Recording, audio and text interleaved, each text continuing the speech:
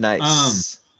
Also, I don't remember do you remember, did we stop using Zoom because we couldn't do more than 45 minutes? Is that why we stopped using it? We went through a various number of things, and for a while there, we were just going on the thing that seemed to work the best for everyone. Because, like, I think Zoom wasn't working for me very well. It was, you would always kicking you off, and for a while there, we were using Roll20. And Roll20 worked surprisingly well, because I'd always kind of heard it wasn't the best. We were all very surprised by Roll20 being as good as it was. The only reason I didn't like Roll20 is just because, like, everybody's really small, and then having the face would then be in the way of the map. I kind of like having the video on a second screen. I like having the second window up. I was just asking because I realized the other day that I think that I was using my personal account to set up the Zooms, but if I use my school account, then I can do it's pro, and I can have like the unlimited Zoom time or whatever. But I think this works fairly well. I don't know why, but it never kicks me. Well, that's good. And it kicks. Well, for sure, it kicks me at like a 4-hour mark, or like a 3-hour and 58 every time. Yeah, me too. But I've always been signed on as a guest. Today, I'm signed on as myself. I looked, and you can't change that. That's just like a Skype setting. So it's just. Probably saves data from people just walking off on a call or something instead of. Maybe so. I don't know. But what was nice was it doesn't kick me. I'm sorry. I was just saying that likewise, Zoom or Skype doesn't kick me after 4 hours. I don't know if it's because I set up the meeting or what. Today's podcast is brought to you by Zoom.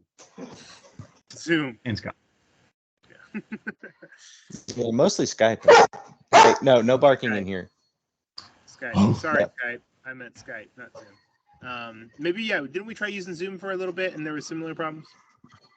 I think that's what we first used, and then I think we used maybe even like the Google thing for a little bit, and I feel like that was I feel like it wasn't, I think people got kicked a lot. Yeah, and I was doing satellite internet there for a while. And I think I remember that. Most of the game. I remember that when we first started using Skype, it was like, oh wow, like this looks good, and like it's clean. I feel like we were all impressed by it the first time we switched to using it. I just can't remember exactly why. I remember one of my screens. I was on my new iPhone or something, and it like really the camera was balling that day, and it looked Hey man, you can't do that. Stop. What I was saying about the list. The to-do list, Jacob, that I had written was find someone to fix the ship, find someone to fix Lono, access Captain Johanna's vault, turn in Koa and maybe Lono, and break them out in disguise and flee. Those were my 5 to-do items. The main goals, but also within that, I think we wanted to shop at some point. Yeah, those are all great ideas. Yeah, I feel like that's essentially. I mean, listen, if it was me, I mean, there's a dinosaur race going on. I seem to be the only one excited about it. Well, this was more of like. Well, when is that happening? Or is it just constantly happening? No, it's like a multi-day event that's coming up here in a few days. Because the guard also said that like there was like maybe a main race. Or like it sounded like the lone survivor of the whatever, our good pal was at like an honored position, sitting at like a special spot or something. Oh yeah. For like the main event. So what happens is accompanying, and I'll get into it more whenever we talk about the dinosaur races a little bit. But yeah, there's essentially it's a festival that goes on. For a few days, but there you have heard of one person getting a special position as like a guest of honor, the lone survivor, the twisted teeth. You didn't like it? No, it's half of it. Oh, that's half a twisted teeth. No, you take the rest. I don't want it. Oh, it's one of the big boys. That is one of the big boys. Do you also want this? Yeah, this is a gas station tall boy. Hey, Brittany. Hey. He's here. Hi. Your hair looks so long. I thought it was really short last time I saw you. It was, yeah. But that, I mean, it's been 2 years. We've been growing our hair out for the same amount of time. I guess I thought that last time I saw you like on camera, it was very short, but apparently not. I often have it up. I mean, it's 98 degrees today, so usually up in a bud. Yeah, I'd probably do the same. My favorite. I noticed a few people here, a few women around here that I know, they do like an undercut in the back, so that when they have it up, it's like even more cool in the neck. That'd be nice. That would be nice. No, I'm thinking about cutting it short again. Yeah. Yeah, I did like having it shaved on the side, so. I'm thinking about buzzing mine because the thinner it gets, the more dissatisfied I am with it. Dude, yeah. it feels. Oh yeah. That's a problem. Yeah, don't love it. But I had the man bun, and then I got rid of it, and it was like amazing. It felt so good. My hair was all fucked up because it had just been like back all the time, so it was like it just like all stood up super straight. You gotta teach it to go back to where it used to be. Yeah, it was weird for like a week, and it kind of hurt. It kind of felt weird. Yeah, like sensitive follicles or something. Roxana, has MC ever had long hair? Something like that. Hey, it's her. I'm just over here eating food. What's up? Nothing. Have you ever had your hair? I've had it shoulder length before, but not much longer. What about y'all? Have you? Is that what we were talking about? I couldn't hear anything that was like going on just Yeah, now. it's on my Down my hair. hair. I've had fairly long hair, but not near as long as Jacobs or Hudson has. Hudson had incredible hair. He had movie star hair. It was beautiful. I love it. It was beautiful. It got super thin after a while though, and it was like just falling out of my head. And I was like, I should probably get rid of this. Roxana's hair in Panama was down to almost her butt. It was long. Oh, damn. Yeah, it was like creepy Amish girl long. Man. Travis. Hey! Travis. Cool. Here's me with some long hair. I'm putting it in the chat. Yeah. Is this and really is this your high school? No, this is college. This is gross facial hair. Love you. That is an NPC. That's a future NPC right there. Holy, what do you call that kind of facial hair? Oh, that's a Fu Manchu.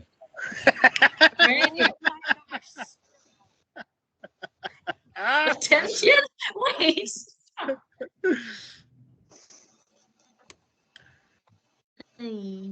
I don't have Travis, what's the longest hair you've ever had?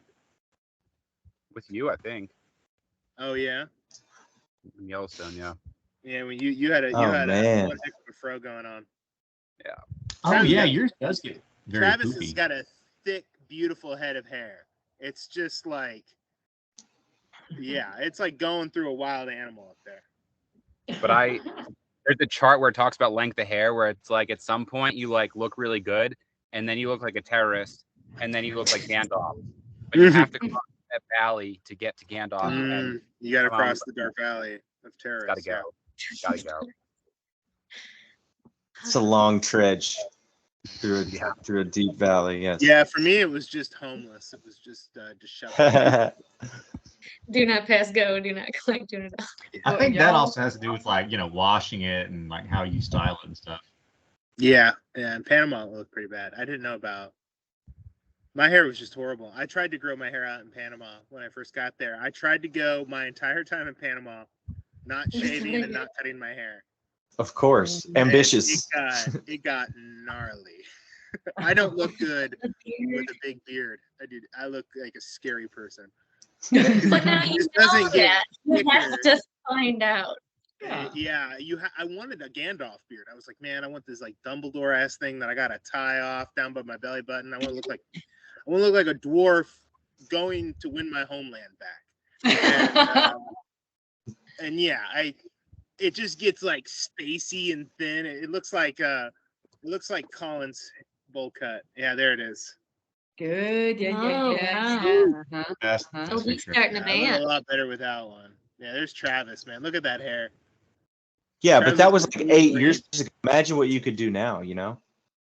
Yeah, now my hair looks a lot better, but the beard looks good. I tried growing out a big beard again when I got back, and I got pretty long. I think I got 6 months with it, and I took a picture with Tony Hawk, and I'm so jazzed because I got to meet Tony Hawk, and I love skateboarding, and You have a crazy gleam in your now. eye.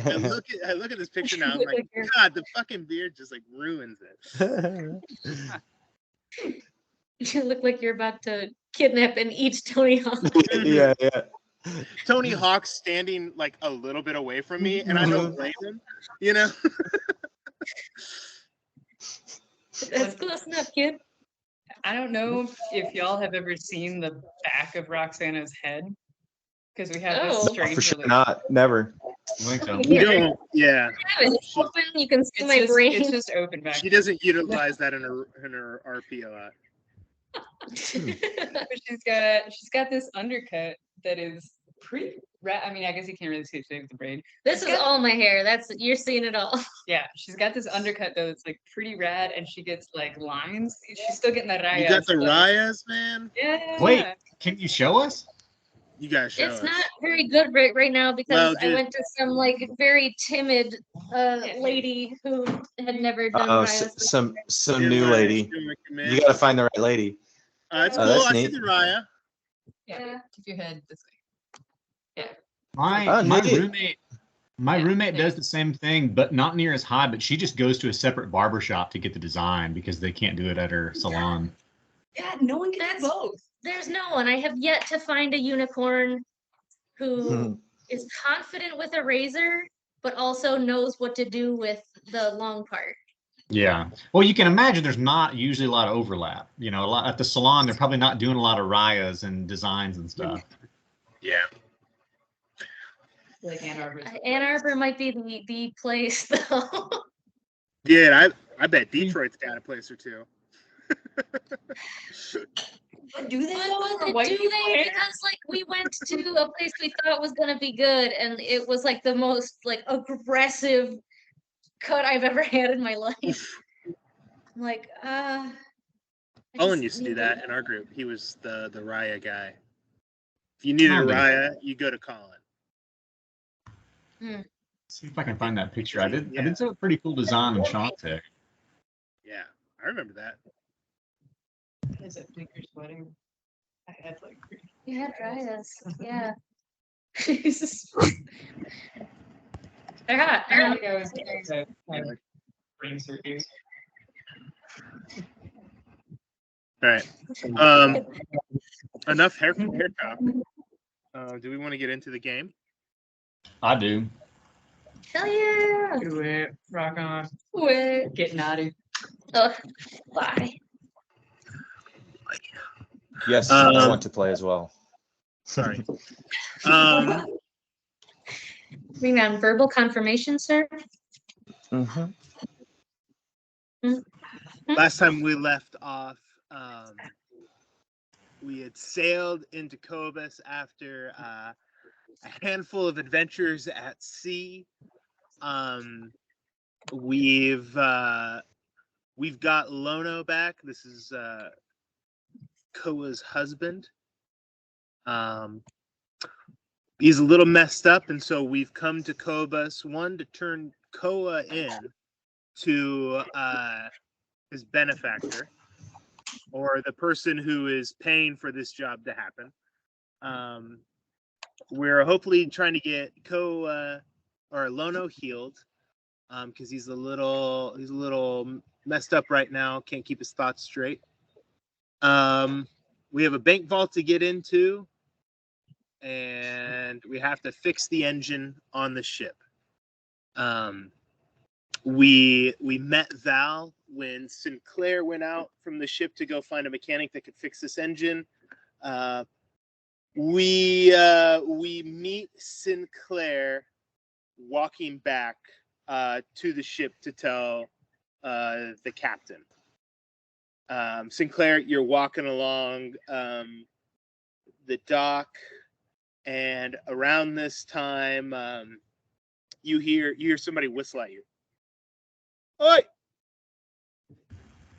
I look over. Do I see who's whistling at me? Do I see the guy? You see a couple people set down like a larger box, and what looks like a beaver person wipes his hands as he's done moving the wood. Oh, hey, you're new to town here. Yes, sir, I am. My name's Sinclair. How do you do? I ain't seen beaver folk. Henry Gooddam. Damn good to meet you. Gooddam. Henry. I like that. I like that. What's I see you're a woodland critter like myself. What's that? I think we've got a bit of delay on our conversation. I might be kicked here in a second. Can you hear me? I can hear you now. There we go. There we go. No, yeah, another woodland critter. That's cool. My name's Sinclair. You're Henry. What's up? Yeah. Never met a beaver folk before. How you doing? Oh yeah, man. Pretty good. Just another day's work. No, just saw you. Part of the dock workers here. Every time we see somebody new come into town, we usually just try to say hello. It's Cobus, one of the few places we get to a lot of times. We migrate to in the end. Well, it's very hospitable. I like that. Well, hey, man, there's a community of us here, so I just wanted to say hey, and if you ever need anything, people are usually pretty good around here. Well, I like that. I like that a lot. All right, mate. All right, I'll catch you later. We often get drinks. I'm kind of busy. The watering hole. The watering hole. Where's that at? That's in Malar's throat, mate. Malar's throat. Right. Tonight. I'll see you tonight. Yeah, maybe. See you around. All right, cool. See you if I see you. Adios. Adios. That's not what he would say. He runs away. Sweet, mate. Sweet. The watering hole. Going straight in my notes. Do you want to do anything else? Are you going straight back to the ship and then heading out? No, yeah, I'm going straight to the ship to tell the captain where to park the ship for repairs. Is there anything else you want to tell her, or just tell her the information about? No, I'll just tell her the information about where Val's at. Okay, cool. Yeah, but I met a couple guys that seemed fairly drunk and lying about their skills, but she seemed to be the only one competent. Mm-hmm. Okay, so you head off to the temple. As you make your way through the dock area, you get past these guys just loading and unloading boxes. I mean, and what's great, other than outside of Theed, where you might see dragon folk and elves and halflings and dwarves. But out here, you see half-orcs and lizard folk, and you see, wild kind as well. You see these humanoid animals walking around. But above all of that, there's another layer of life moving around, and these large, sweaty, dock working dinosaurs, these just old salt buckets, are just moving bigger shipments across, just real slow, just pulling these like rafts of cargo and everything off. You see a brontosaurus kind of pick up this large cargo container and crane it up over the water.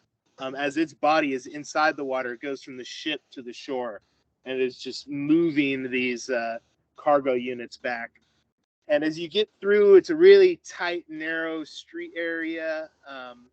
You see a lot of bars, a lot of restaurants, and then it breaks open up into Cobus. and people, there's this street fest going on. People are getting excited. There's markets, there's exotic wares, there's street meets, and dinosaurs adorned with gold and jewels, with painted bodies, kind of crossed into the bigger intersections of the streets ahead of you. Where are you going? I am going to the Temple District, or where I think I would assume the temples are all maybe in the same spot, roughly. Okay. But I am looking for, I guess, the Temple of Saloon. Is that the Moonweaver? Mm-hmm. To try to seek out the Silver Sisters. Okay. To report. How do you spell saloon? It's the Henin. Yeah. I think that's what Nadir always called her, right? Yeah. It's like a different name for her. I don't know. Different goddesses technically, but the Moonweaver. Yeah. The one that Nadir worshipped. Sure. Yeah, the Moonweaver. Colloquially, everyone knows. Mm-hmm.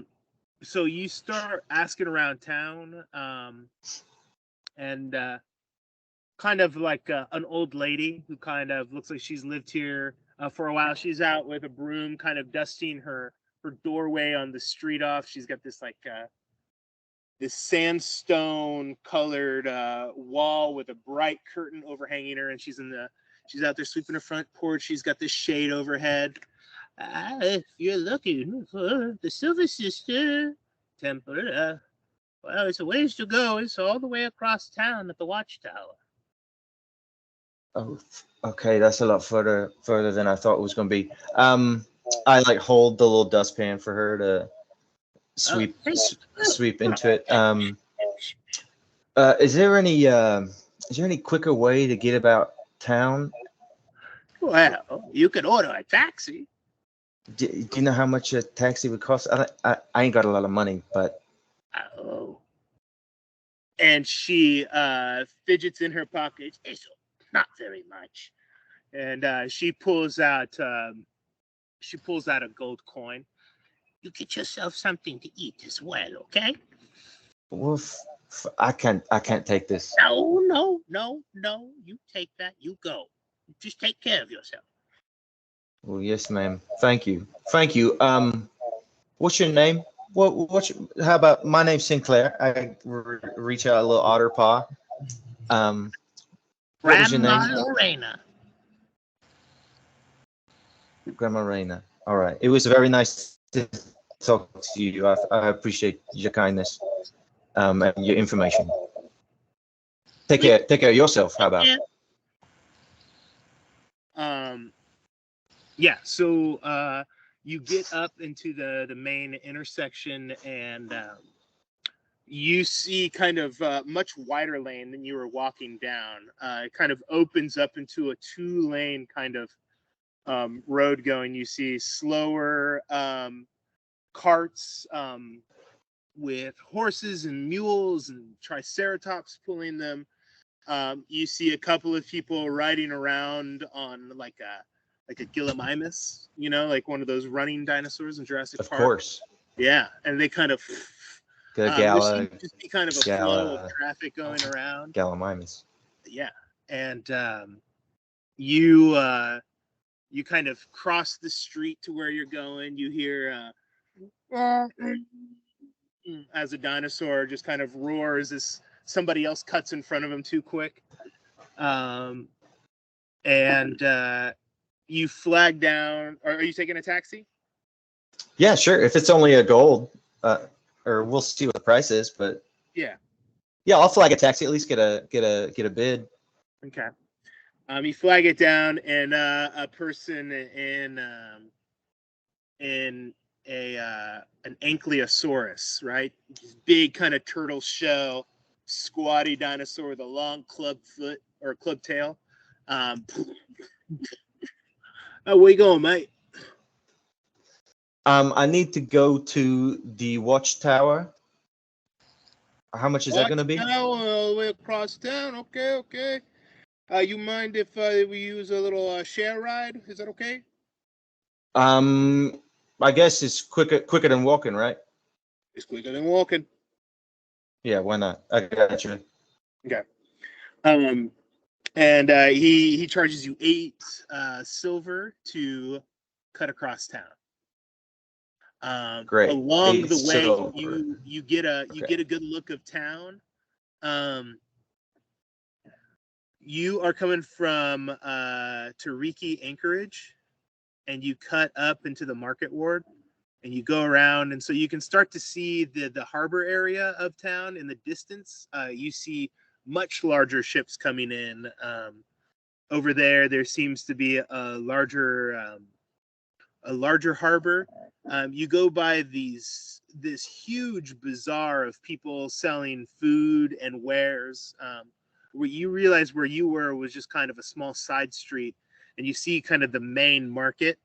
You see people kind of even showing off out there, juggling like green balls of fire in the air, and you see somebody kind of change into another creature out there, and people clap as you just ride this dinosaur across town. As you get closer and closer to the watchtower, you go through the merchant ward, and you see kind of these epically beautiful white cliffs with these grottos on them as you cross along this kind of more country looking road. There's like a forest surrounding you, and you see houses that look like people with a lot of money are living in. And you finally get to this lone kind of watchtower at the end of the coast. And it's kind of on a rocky point sticking way far out down this boardwalk. And at the end is this like small rock with a watchtower on top. And a small little rocky island, sorry. You make your way up, and it's just this kind of like, it's kind of like this marble, like gray kind of tower that goes up. It's a little darker, and these steps kind of wind up around it. And you make your way up there, and there's a woman sitting there in kind of a black cloak. And she looks over at you, and she's got these like eyes that shine like bright blue as she just kind of looks at you, unblinking. Welcome to the Temple of the Silver Sisters. Hello. My name is Sinclair St. Elmo, and I was recently with one of your sisters. And she died. And I couldn't retrieve her body, but I did retrieve her shield. And I'll pull out the cool magnet shield and show it to her. And she said something to me before she died. It was a cryptic thing about an old one awakening from a sunken tomb, and that there's some sort of key to stop it, and that the tall need to rise up. The short need to stand tall, something like that. It resonated with me, but I couldn't find the words exactly. But yeah, I'm not really sure what else I can do, but just relay the information for you, sister, and just kind of bow. She smiles. We observe the moon weaver, of all fates. Sometimes fate or destiny is like the tide. And when something goes out, like this shield, you think you might never see it again. But the tide changes and it comes back. It's not often we see the shield of a sister be brought back. From what it sounds like, she told you a prophecy. Something special and sacred that we share with our sisterhood. To know this is to be an ally, to be a good friend. She was a friend, yeah. Sinclair St. Elmo, thank you for bringing the shield back. This is a sign from the Moonweaver herself. Come inside. We have a gift for you. Oh, okay. Also, might you have like a healer around, like that could fix somebody's brain that's been kind of scrambled and wonky? That's one of the services the church can provide, yes. Okay, great. Okay, great. Yeah, let's go. I'll see what, yeah, kind of put my hands together, rub them together, like the reward. Okay. Even signs here. And the sign of a shield coming back means it's found a protector. We want to give you a blessing before you leave, to go off to follow down whatever this prophecy may foretell. And she sets the shield. I'm gonna find some art to throw into the Yay. the chat while we do this. But she sits, kind of kneels down, and she sets the shield on the ground, and she starts chanting, and these other sisters come out of the darkness and kind of start chanting as well. And the shield kind of glows with the light of the moon a little bit. And as it dulls down, it's kind of just there floating off the ground, and it sets back down on the ground. She hands it to you, and she says, now it is imbued with the sight of the moon, so that you may even see when darkness is more powerful than it's ever been. I take Sinclair it. St. Elmo, you spoke of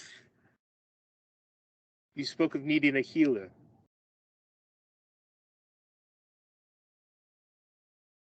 Yes. We have I'm on the crew of a ship, and we recovered an individual whose mind is broken, altered by, I think it was like I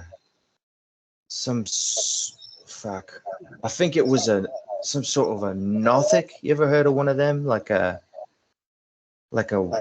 water plane psychic monster, something like that. But they was using this guy. They were scrambling his brain, but we saved him, and now his brain's still scrambled. So if you've got some means of unscrambling the brain, that's how I understand it. This is something that we can do, but it will take some time to prepare the spell. Okay. We will not be able to do this tonight, but bring the injured party tomorrow night. We can do do that. To restore what has been lost. Great. Okay. Well, I thank you. I thank you, sisters. And I'll see you gals tomorrow. So, hey, are y'all going to the dinosaur race? You turn around and they're gone. What? They probably went to the race. Probably, yeah. Probably going to the race.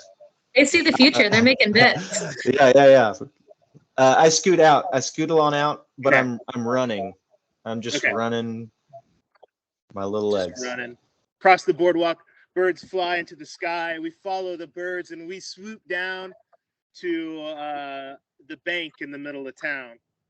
And the door closes behind you, and Miwo and Hidal are standing in this huge bank with a stained glass dome ceiling.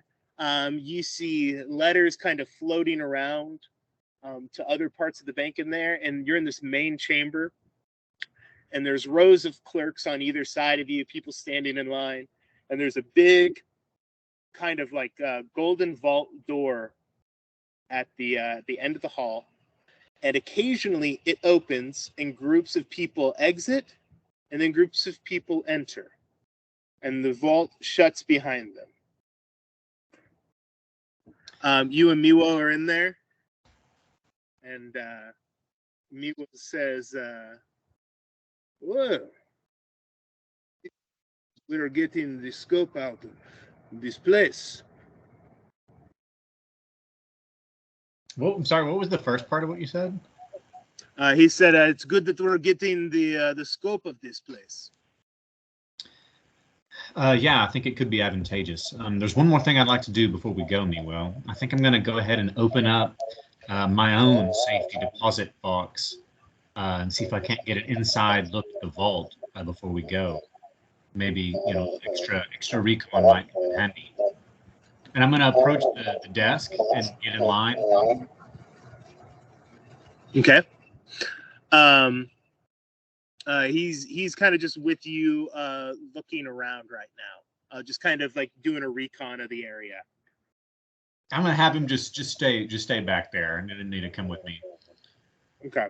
So maybe we'll not look as though we are together. Oh, okay. Oh, yeah, yes, of course. I stand right here. I look like I'm just doing my thing. And he just stands there in like his chef's outfit, and he's just kind of peering down, obviously, at what's going on in the bank.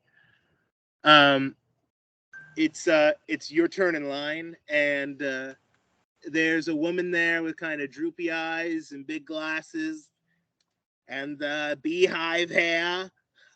Okay, welcome. How can I help you? Yes, thank you. I'd like to open. I'd like to make a deposit. I don't have like an account or anything. I've never been here before. Opening an account, okay. And specifically, tier, the advanced tier, or you want the magical? Maybe just the standard tier. How much does it cost to have open a safety deposit? 100 gold, and that's what we keep in there. Part of that is an activation fee that you keep. You have to leave some of it in there at all times. You just can't take it out, or we can't keep the account open. I see. 100 gold, and that's for you said the standard level, the security level. You need to go lower. If you need to go lower, you can ask, and I legally have to say yes. Like no matter how much lower, you would agree to it? Is that what you're suggesting? Yes, we do offer free banking services here. Thank you for asking.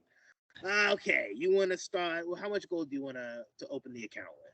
Well, actually, it wasn't really an account in full. It's really just the safety deposit box that I'm interested in. And so I've got a couple of valuables that I would rather not have on my person, especially during this busy event. She rips the form up. Safety deposit box. Why didn't you say earlier? Okay. Actually, I did, but that's all right. She gets out a new form. All right. What size of safety deposit box do you want? Do you want regular? Do you want advanced? Or do you want magical? I'm sorry, those don't really seem to describe the size very clearly. Probably regular is just fine. 6 by 6 by 6. Are they all? I guess what I'm curious about is that all in the same sort of tier of security? Like, are they in the same vault? No, regular means you want to choose from our regular options. Your standard box is in the regular room. Advanced, we have an advanced room of boxes.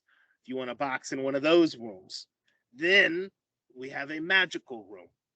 And in that room is where we keep all the magical boxes. I see.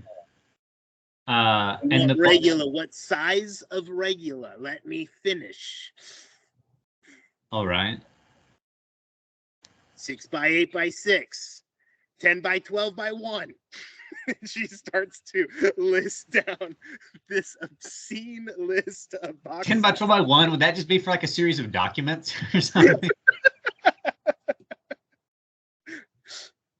But extremely long.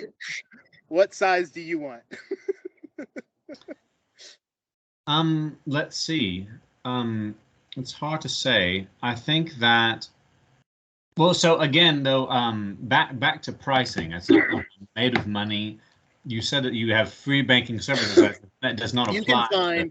You can find a regular size box for probably 30 gold. You could buy a box. I see. It's a bit of an investment. Well, so here's the thing. I do have my reservations about the security of the bank. Is there any way I could at least see the regular vault before opening up my, starting a box? It's just, I'm concerned about some sort of, especially this being such a busy time. I just want to make sure things are tip top before I trust my valuables. Obviously, I would like to, possibly start an account in the future, and would be a significant quantity, as I am involved in, pretty. I'll be with you in 1 second. Sorry. Continue. That was all. Can I see the vault, please? You want to sign up for the tourist history tour?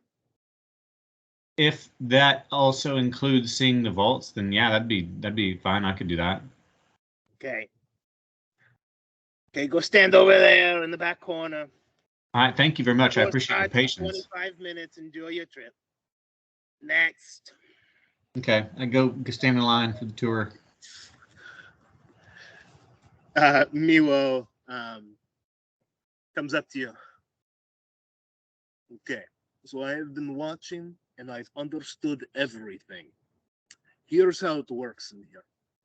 And he starts to speak, and those gold bands on his wrist that he's always had, these kind of like burnished gold bands, start to glow. Whoa.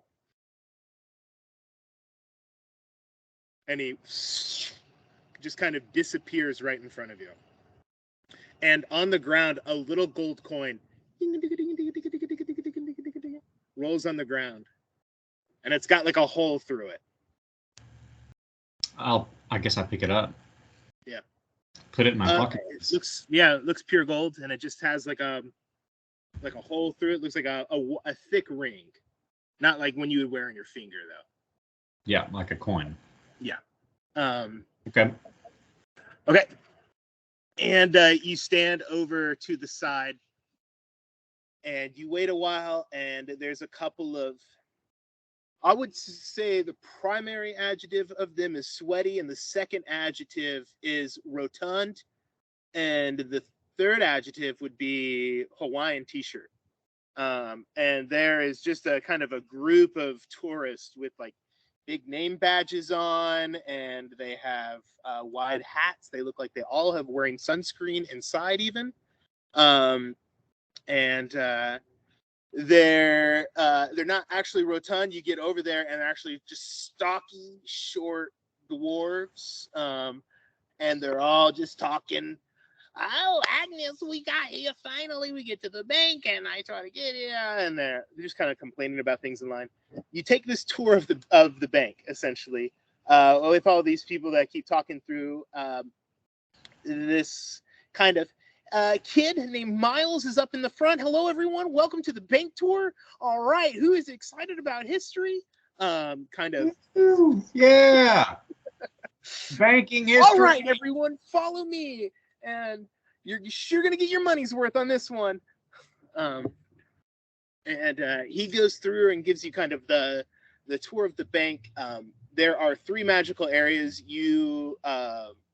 There's 3 vault areas. There's regular, advanced, and there's magical, right? You could have like a magic sealed vault if you wanted, or even just like hide your money magically, whatever it is. There's an advanced room that is armored, that has guards that you guys actually don't get to look into either of those 2. Miles is just up front telling you about it, but you guys get a look at the regular vault, and you kind of walk up high over this like long pit in the ground that's lit up. The walls are like blank white, and you see vaults going all the way down, and the floor in the middle is moving down and bringing people to different vaults deeper down. And as they come back up and meet you guys where you guys are at on this like platform walking around with like a glass barrier around you, you kind of see inside the vault, the people kind of come in and out the gold door, and you see them get lowered down into a group of other vaults. And that's where they access regular boxes. Okay. And so you just make the tour through, and he gives you a long history tour. And you get back out. You're in the bank now, and you've kind of got the layout of the room. I'll get you a map of the area. Okay. Cool. I need to make one of those. I'll write it down. Maybe while I'm on the tour, can I ask Miles, like, excuse me, Miles, if you wouldn't mind, I have just a question. So are there any, security measures that have had to be instituted, like, say, I don't know, have there ever been any sort of daring heist attempts on the bank or something? And how's the security of the bank had to evolve over time? I imagine when it first began, it was quite simple and rudimentary. Yeah. There's some great old timey stories about mafia bosses working here, and the bank heist involved, but the security system now is pretty excellent. Now that Cobus has started hosting the run in the last few decades, business has really boomed here. It's brought a lot of opportunity to Cobus, and we use special new craft technology to protect a lot of these banks now. So we have the best of the best security system. We have people out looking through with TrueSight. We have great security guard systems, everything out here. I see. Wow, that's very impressive. It certainly makes sense. I mean, being such a big bank, you would need top of the line. Yeah. Thankfully, with the research station being out here, we get access to a great deal. And people come from all over to see this. One of possibly the greatest banks in the world now. Miles, you mentioned the research station. What exactly do they research? It's mostly it's mostly just local flora and fauna of the island. It's kind of a natural preserve. They also have, I went to college there. They do trade school work, and they do environmental education out there. They're building machinery and boats and all sorts of things out there. They do it kind of all. And then they have a big tourism section. It's a big visitor center, and they give you the history of the dinosaurs here in Cobus. Will you be giving a tour there, Miles? Because I can't imagine there's any other guide I'd rather have. Well, that's the big show, sir. I don't know about that. Maybe one day.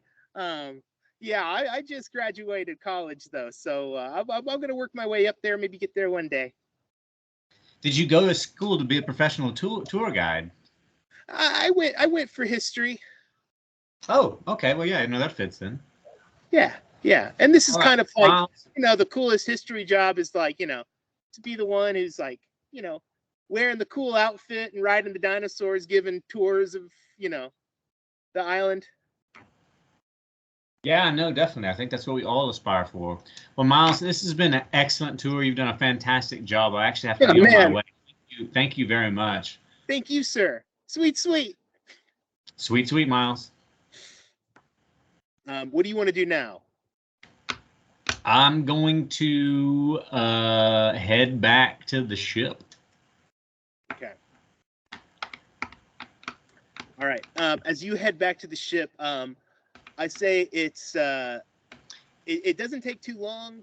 You were kind of you and Sinclair kind of meet up at the ship as you guys are both getting on, and the captain meets you on deck, and Captain Marana Darktide says to you to listen, you have to help me out. I don't understand the word she is saying. See if you understand. Oh, what? Who's saying? The engineer. Oh, I'll do my best. Okay, yeah. I do speak. Do you think she's speaking in Elvish? Maybe is that it? Maybe. I don't know if it is. It's a weird form. All right, I'll see what I can do, and I go to find the engineer. Here's the ship's deck mage. All right, and here is one of the security officers on the ship. They also need to be privy to this information that you're telling us. Okay, if you could start again. And Val, she points over to you as you're over there, kind of up on the engine.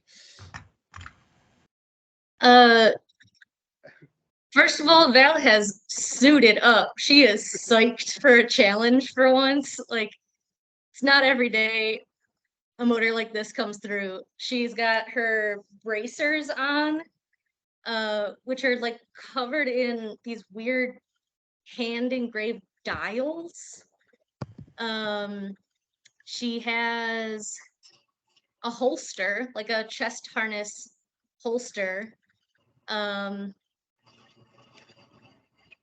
with all kinds of tools and stuff. And then behind her is this enormous warforge that's like holding a bunch of heavy chain. Just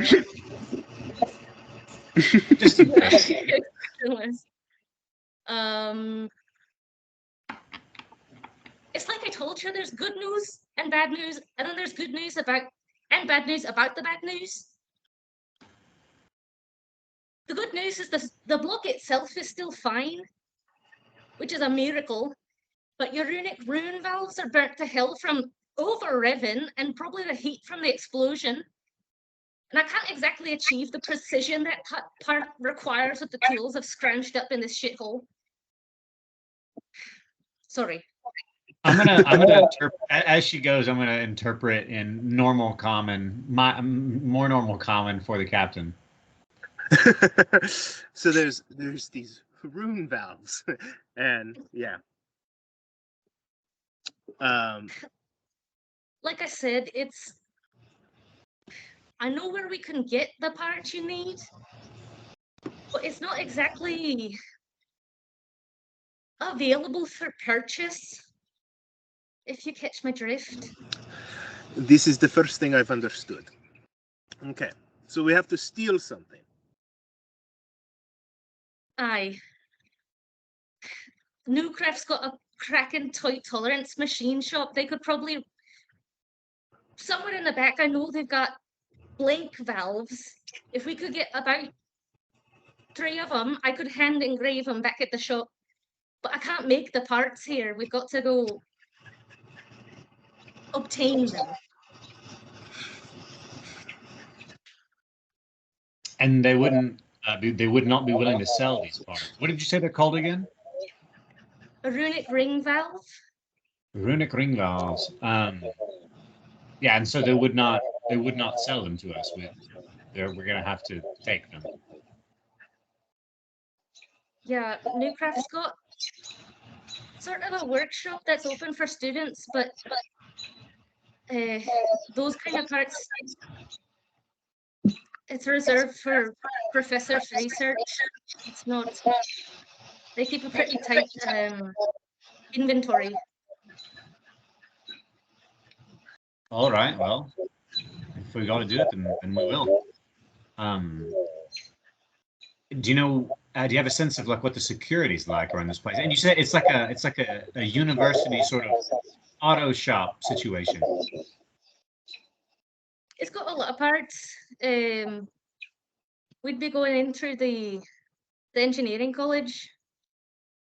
I could get us in, but I'd need at least 1 or 2 other people to help carry stuff out. Well, I suppose me and Sinclair could do that. Do you think it would be? You say you could get us in. Like, would we need to pose as students, or would this be sort of like a by night adventure? Well, they give tours. Yes, tours. Okay. All right. Well, but so maybe we get in as a part of the tour, and then we sort of split off from the tour to. Aye. I've got student access, which would get the door to the shop open, but well, I wonder if I could get maybe like lab coats or something for you, or Does your student access allow you? Does your student access allow you entry after hours?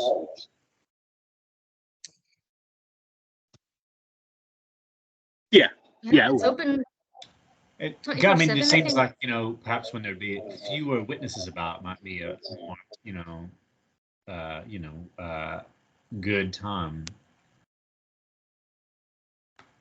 There might be some. A few professors don't really keep normal hours, but yeah, the fewer that shouldn't be a problem. I think we could easily take out a professor. I'm not worried about that. I think they're famously poor in combat, so it shouldn't be a problem at all. Well, if you see the kind of things they're working on in there, think you'd change your tune.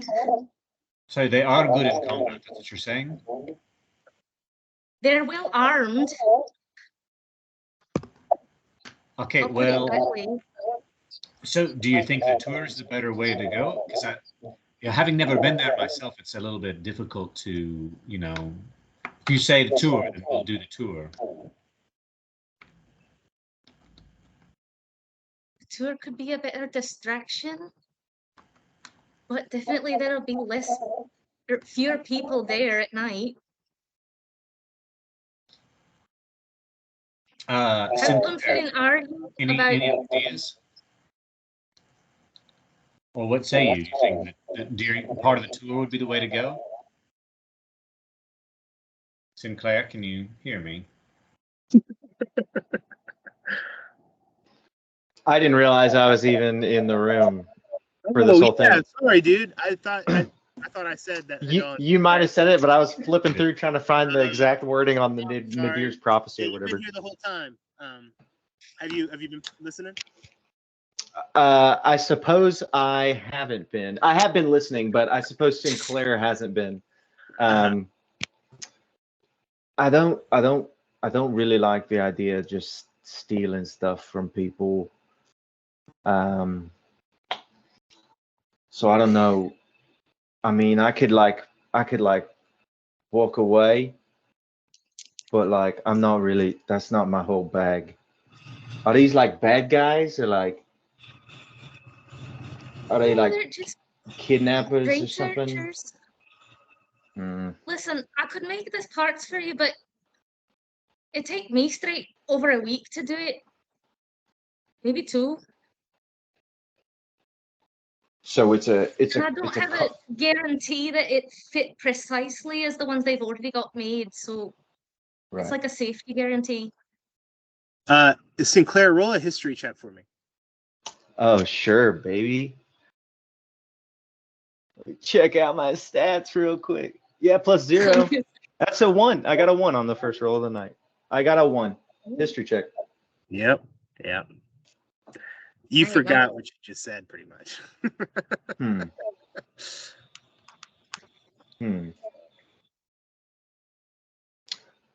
they're not bad people, but you know, they're hoarding a pretty valuable resource.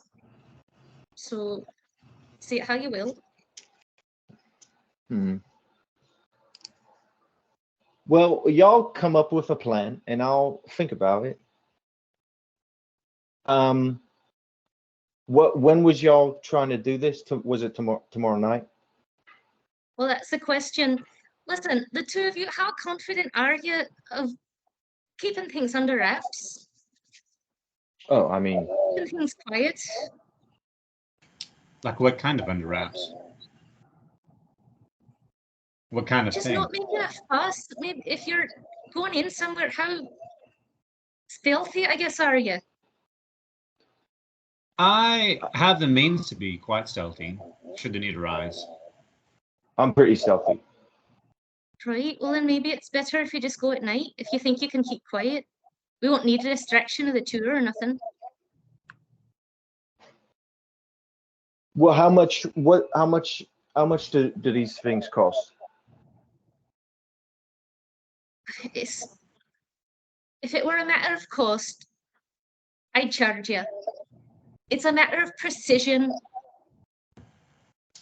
I was trying to explain it to the captain before, but the kind of engine that you've got requires such a tight tolerance, nearly impossible for this kind of thing to be machined anywhere but Newcraft. So this is artisan shit we're looking for. Artisan. Okay, so how much would, let's say, if there was just a quick exchange for, like, we're not stealing, but we're purchasing it without negotiating. What is a fair maybe price? theirs went bad. Who knows? Maybe, do they have the means to fix it there? Hi. Well, then maybe we just give them one that, oops, I don't know what happened to it. Maybe it just went bad. So you mean yours exchange? are right fucked, ma'am. All due respect, but yours are right fucked.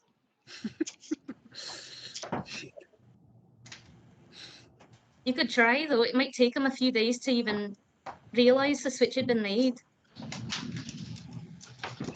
It's not a kind of part they're using every day.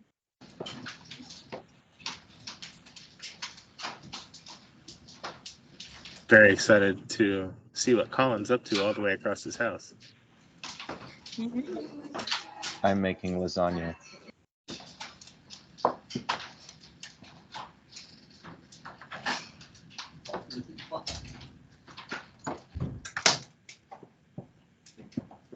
Sorry, there's like gale force winds outside and like serious hail. Wow. No, that's what happened here. That's wild. You good? Do you need to, like? It's probably fine. Is your car okay? Is your car okay? I mean, there's nothing I can do about it. All right. You don't have it covered anywhere? I've got nothing to cover it with, no. Almost nobody has garages out here. Can you hear that? I can hear it. It's on the roof. Jesus.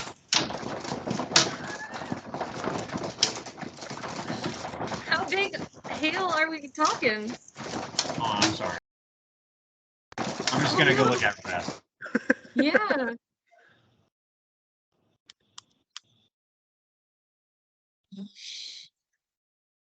Here was just teeny weeny, like little pea-sized. Yeah. And that was today you got it? On Wednesday, when the power went out.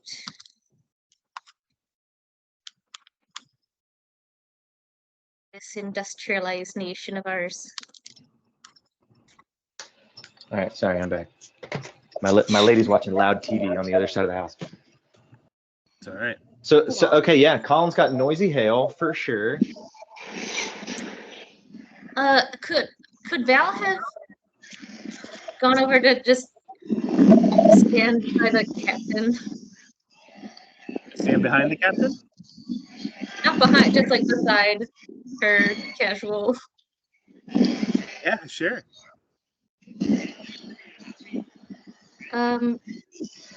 Speaking of artisan machines, I have to ask, what are honest sailors like yourself doing with 440 kilotons under the hood? That's enough power to outpace about half the kingdom's fleet. I'm not going to snitch, I'm just curious who you're running from. We're not necessarily running from anyone. We have plans. We are good at what we do, and yeah, No idea. A rectangle. we're always looking for the best. Can you get this part? Do you want a real I job? understand. Sorry? Do you want a real job working on it?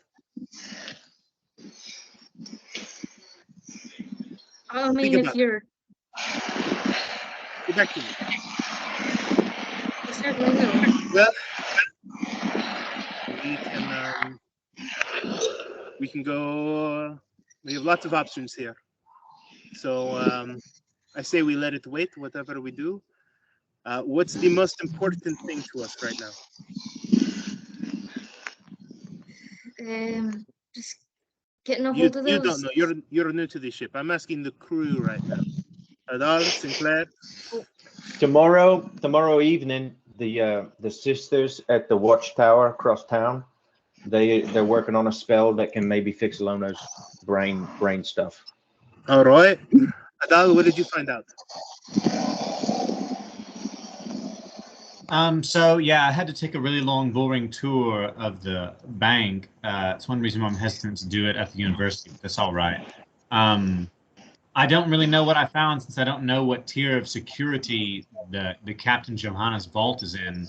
I don't really know, what it's going to look like. I did learn that they have some sort of like true sight, magical deception, protection, security involved. So I think that like a disguise self spell or something like that would not work. But I think that a disguise kit, though maybe less, Fucking go. Movie's about to start. Travis, we can hear you. Be more effective.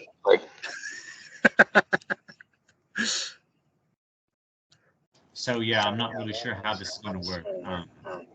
I think a disguise kit is the best we can do. I've heard of. I mean, you can change into other things. Can you change into other people that way? No, I cannot. Is there a magical way to do that? There may be, but they have true sight, magical detection, according to the tour guide. So if you were a mouse, they would see you, Hadad. I'm not certain about that. I don't know. I don't know if can I look that up? I don't have any idea. Do a Arcana check. Okay. True sight's like you could see. I've heard you could see like a invisible bloke with the true sight, but something like that, right? I would assume not, because like it's not like I'm just looking like an animal. Like I am an animal. Wild shape. Yeah. My Arcana check would yield a total of 14. Okay. Does anybody? Can anybody do seeming? Seeming? Yeah. The spell, no, I can't. I would say with your, I would say with your wild shape form, no, it's not. I would almost say it's a more physical change, than it is like a disguised self, which is like an illusion. Right, yeah, that's what I'm saying. Is I think that they would not be able to see through my wild shape, but in wild shape, I could not, like, carry an item out. For sure. Yeah, I would say that they would not be able to see you in wild shape. What I was trying to get to, sorry, it went out of order, was it would be like your wild shape is like akin to like the seeming spell, where you can like alter your appearance more than you are like the hat of disguise. So you're just saying that I can use basically wild shape as like disguise self? You can no. You can use wild shape to turn into an animal. You can use the seeming spell to turn into another person, or like a potion of some sort, or something like that, right? Like you know what the magic is. You know it's out there. You know it's possible, and you would need to find that type of magic if you wanted to like polyjuice potion yourself. Essentially. Oh, I see. All right. Man, what a pain in the ass. You might have to go to a magical store. You know, actually, let's maybe just forget about whatever the vault was in the vault. It seems like it's not really worth the trouble. I mean, what? That's our loot. We literally have no idea what's in the vault. We don't know that there's loot in there. Exactly. It could be anything. It could be a whole nother. It could be a boat. I don't think there's a loot in the. I mean, I guess it could be. I mean, magic and all. Well, hey, I want to go to a magic shop anyway. So I mean, we might as well go. Let's go do it and see what they've got. Well, we don't get paid till tomorrow. Hey, Captain, you pay us now. I don't understand the weird way. I don't know how many times. She's got to say this. I've asked this several times. I know, Captain. I've been annoying. I've been a bit of annoying. There's really no reason not tomorrow to pay. morning. She goes up to her office. She puts out here. I was in the middle of preparing all of this whenever I was brought a new member of the crew that was starting to talk in jargon. I didn't understand. Here. And she hands you guys 1,200 gold. You said 1,400. Oh, sorry, 1,400. I'm just kidding. You didn't. You said 1,800. We'll split the difference. 1,300. Yeah. Gives you 100 gold each. For shenanigans. Thing. Yeah. And she also hands a Hadal a third pouch. And she looks at Val, and she says, "Use that for whatever we might need in advance. If you find something, that's the ship's fund.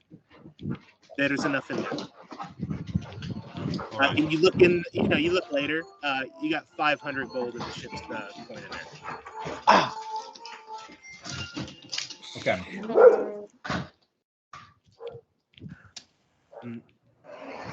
If you, Hadal, take her with you. If you see anything that we might need for a new craft, just keep options open. Maybe there's something that we can use on all sides. Just be careful what you talk about in front of her. She's obviously not a member of the ship right now. We don't need to be saying certain names. We don't need to be talking about certain objectives. Let's just talk about what we know. Captain, if there's nothing else you can trust me with, discretion I can handle. So fret not. It's good to be on land again, Hadal. And she puts her hand on your arm. And she sends you guys off as she goes back to work. All right. Roll a heartbeat flutter check. It flutters.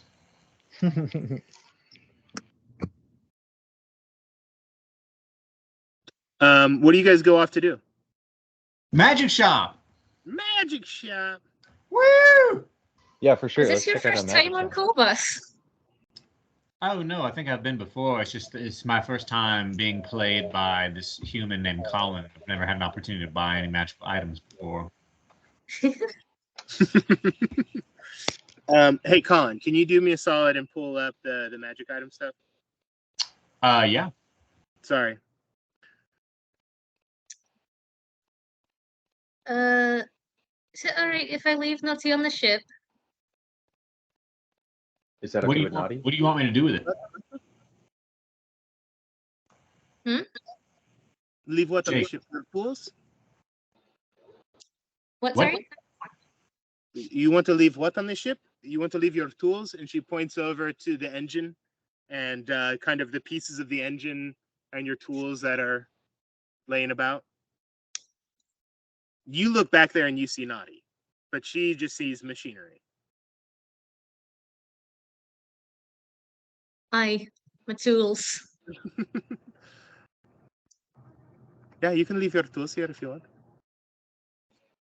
All right, and I'll tell Naughty. If anyone touches any of the stuff, hurt him, don't kill him. Understood? And it just kind of is sitting over there, and it's just kind of working on something, you know, just kind of taking pieces apart that need to be taken apart. And she just looks back. She just sees like your tools and stuff like that. I don't even think she noticed your machine over there. Fair enough, Lawrence. Yep. All right, she'll be back in a few hours. Okay. You guys head off into Cobus. You guys pass through the streets. You wind around and you go down. You kind of head down to the market ward. And is there anything you guys talk about on the way? Is there anything you guys want to do on the way? No. Well, no. I mean, we might as well see if they got any Go to the churros. magic store. Okay, we go to the magic store. You go to the. Are there any magic store. churros? Are there any churros along the way? No, it's patacones on Cobas. It's really I'd like to compare the Theed churros to maybe the Cobos churros. Here it's really okay. Mm-hmm.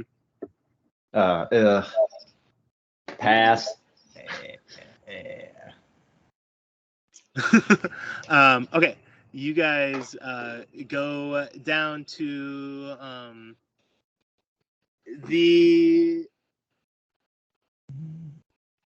Sorry, you guys go down to the magic store, and you guys weave around, and there is this big tent that you end up walking through. All these people, all these booths, and at the end of the tent, it opens up into this big store, into this building, and it's called the. Sorry, I blanket on the name. We're just gonna call it the big ass magical shop in Cobus right now. And you guys walk in, and yeah, Colin, could you pull up that list of stuff? I've got it. How do you want me? Like, do you want me to like? You put it in the chat. The entire thing. Oh, I didn't know if it's something you could share with the gang. Like, could you drop a link into the chat or? Yeah, it is, but it's a really large list. Do you want me to have the whole list? Oh, okay. Could you sort it just by? Do you want me to just take a random fifth of the list? That would be cool. Yeah. Sorry, I didn't get a chance to kind of look at this. I've had a. It's okay. Could somebody quickly roll me a d6? Oh. Quickly. 2. Quicker. Excellent. Okay.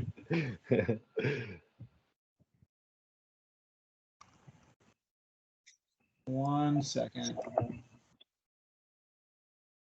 The fuck? Stop that.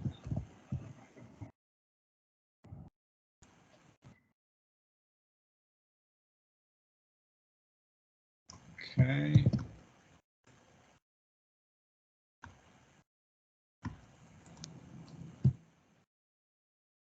The name of the store, is Michael Arcane's Emporium of Wonders. Sorry. Michael Arcane. Good. Michael Arcane. And there's an old wizard in there. He's got a clean-shaven face, and he's wearing a very smart suit. Gray hair. Hello, my name's Michael Arcane. How can I help you, masters? Wonderful. Michael Arcane. Yeah, sorry. I just need a regular cloak. Do you have any regular cloaks? And maybe magic ones too? Yes, sir, we do have cloaks here. We can help you with. Actually, yes. We have Not magical cloaks, yes. Coincidentally, there is a How magic much, cloak in this list. Wow.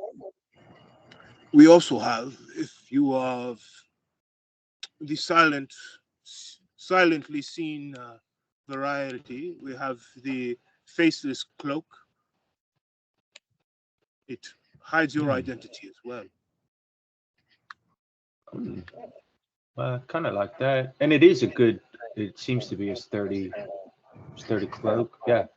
I'll go ahead and fork over 25 gold to this gentleman, to Mr. Michael Arcane. All right, sir. Here's your cloak. Use it well.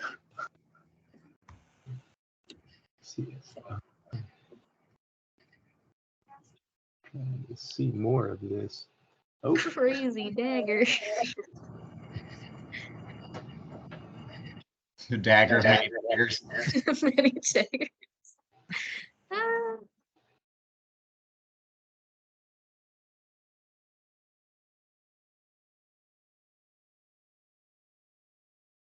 The gloves of the amphibian are pretty sweet. Yeah. Ring of calamari. yeah, that one's cool too. Fancy. My notes. All right. What are y'all getting? I'm frugal. I don't know. Sorry, was that 500 gold for moi or for ship stuff? It was for ship stuff. Mm. And I think that was in private. I think that was in a privacy time. Secret Gift. quiet times. Oh, Damn it, where'd the dog go? Jacob, you were muted if you were saying something. He may be doing a voice. Oh. Yeah, sorry, I was practicing my Michael Caine over here, and I just started talking. Okay. You can get things enchanted, and yeah, the 500 gold was for Hadal's discretion to use, for like the ship's benefit. It could be magic items that are good to have on board or good to use in ship business, but they're not your magic items.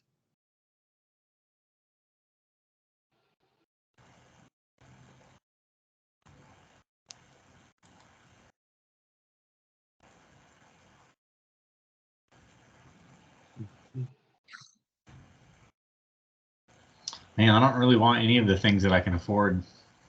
I want the bell. I'm looking at that ring of petrification too. That thing's pretty cool. You could trick somebody with that. Hello? Yeah, I'll get the ring of petrification just in case. As well for 100 gold. Uh-oh. What's happening? Jacob, like I can only see just like the glare of your laptop in your Yeah, I'm sorry. I'm looking up. They also have basic magic things as well. Things I'll say like magic rope or kind of things with like minor enchantments and stuff like that. If you have an idea of something, I don't want to limit you. I want there to be a list if you guys want it. And Michael Arcane tells you that throughout the week there might be other items as benefactors come in and the run begins. It's worth checking out later. But if you guys have ideas or want to come back, there might be some other things. Like we might add a few, take a few out if we want. But if you have something specific that you want, you can ask for it too. I feel pretty good. I'm all about collecting the smaller mundane stuff for sure, but like I feel pretty good with my shield, my stuff right now. What about, does he have something that basically that magic that you were describing earlier that does like a seeming thing? Oh yeah. A potion like that. Let me see what level it is, and then what the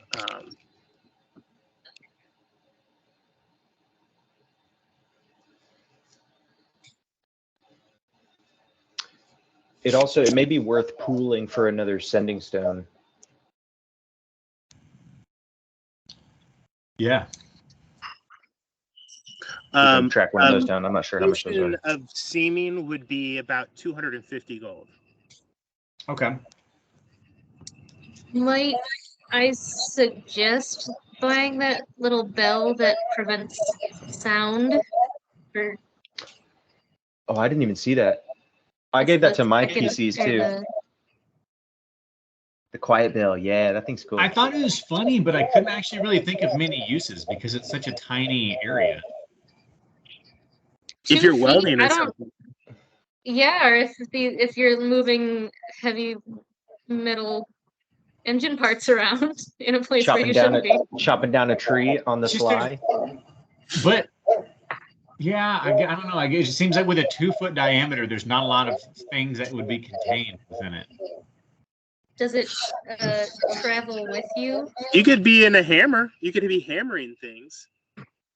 I guess I just can't think of any time in the entire time that I played Dungeons and Dragons where I needed a 2-foot area of silence. Does it travel with you? Because if you cast it around your feet. Yeah, you get 2 of those, put them on your shoes, and you're good to go. You got some boots of Elvenkind. I just gave you $1,300, and you don't want to spend 75 gold. I didn't even see it on the list. I'll buy it if nobody else does. I don't want to spend gold on something that I don't think I'll use, no matter what it is. I will. Okay, I want to get. I'm getting it. Potion of seeming. Does excuse me, Mr. Arcane? Yes, do you have a set of sending stones? I think we could probably find something like that in the back for you. 1 second. Because I feel like with our 250 left over from the captain, I feel like it would be okay to spend a sending stone. Did we have 1 set already? We have 1 set, yes. Yeah, this would help. I wonder if we can program them all together or something. Get them on the same wavelength. What were we calling them? Shell phones, or was it something else? I don't remember if it was if we made it shell Sail phones. Sail phones. Sail phones? Is that what it was? Sail phones. You want a pair of sail phones? Sail phones.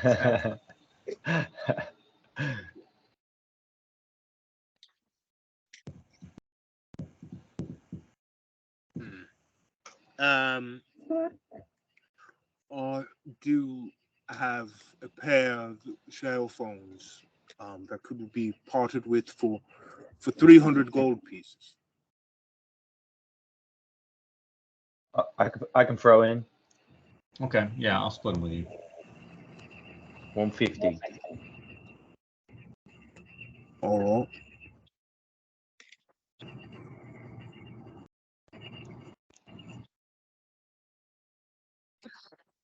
All right.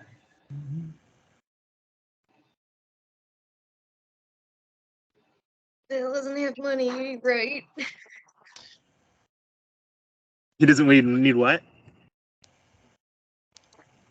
Val didn't get an advance on any of this. Well, I would say that. Kitchen.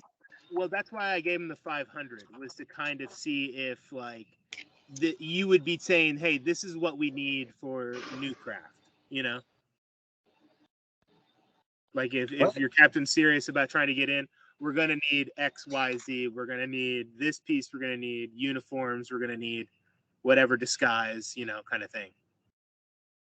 Oh. Okay. I figured having a shipped pocket right now would serve as like if you needed some magical items or something like that.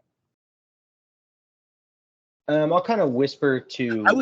How much Val. money do you think Val has? I would think Val running a business and stuff like that might have a little bit of coin that she can throw around. No? It's not hard times. Nothing like that, huh? All right. Well, all the money goes to Naughty. Whatever she makes goes to her boy. Yeah. And other projects. Okay.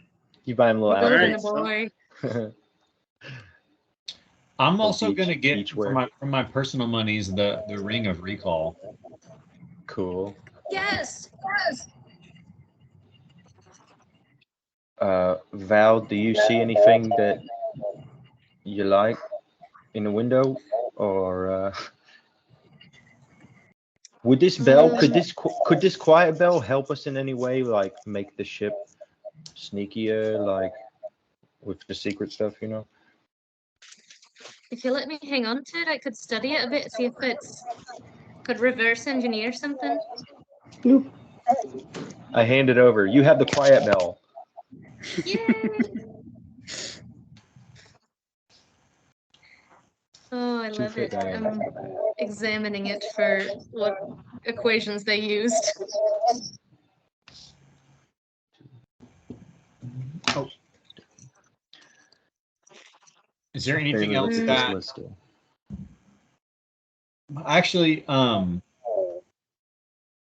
at half my monies, Val, but maybe you could persuade me into buying you something, some sort of IOU.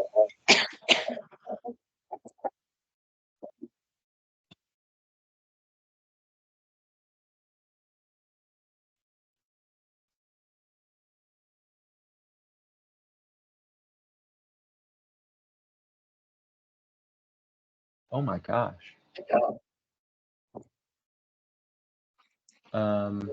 If you guys do much swimming, we're plus 15. Oh shit! I got me a swimming speed. The gloves of the amphibian. I like that.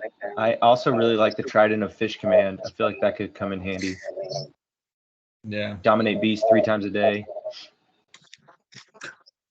So Colin, if I wanted to say, like, can I add 3 common, 2 uncommon, and 1 rare? Would you be able to do something like that? I'd have to do it manually, but it's not a big deal. Okay. No, I really liked it. I was looking at it on my phone, and I was just looking at everything. But I should have asked you to get it pulled up. I know you asked me to do that. It's all good. It's easy enough to take my bigger list and sort it into pieces. Okay. Is that, say that again? Is that what you're going to want to do? You mean like for next time or right now? Or yeah. So what my imagination says that as the week goes on and all these people come in and they want to sell magic items that they've collected on their journeys, there will be more things for sale. But you guys are getting here now, and things are still coming in. But throughout your time here, it might be worth checking back in. Every time you come here, there'll be something else to choose from. I'm getting the gloves of the amphibian. 350 gold. Now you can definitely climb surprisingly well. Yeah, bro, I can climb and swim real good now. And I got the Ring of Petrification also, Colin, if you can, or whoever can cross that one out too. Yeah, I'm doing it. I tried to figure out how, but you know. Okay, 350. Do you guys have anything? Is this wizard buying things as well? I was just looking through my stuff, and all the treasure I found was like maps and stuff. Oh, like selling stuff. I see. There was a helm and a coin and a. There is an office of the Royal Geographical Society if you want to turn in some maps, some map points.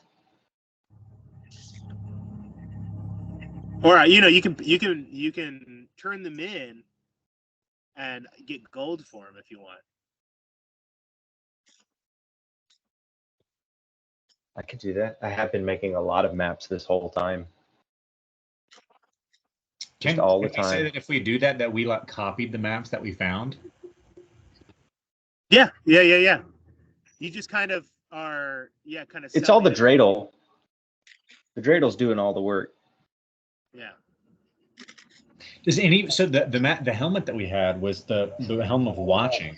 They gave +1 to passive perceptions and can cast see invisibility. If nobody wants to wear it, then we can sell it.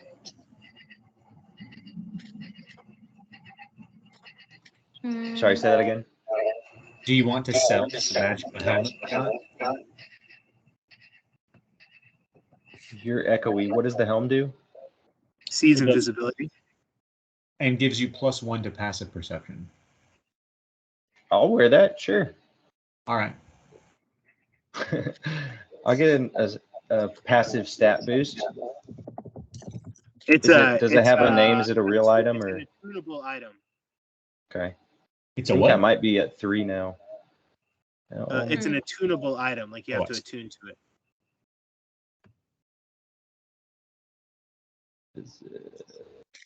Ability. Is that the only thing it does? It just gives me invisible seeing. Once a day, I believe it was. You can cast see invisibility. Okay. Once a day, see invisibility. He probably gives you. He probably tries to give you 200 gold for it. That ain't bad. For the helm? But that passive boost.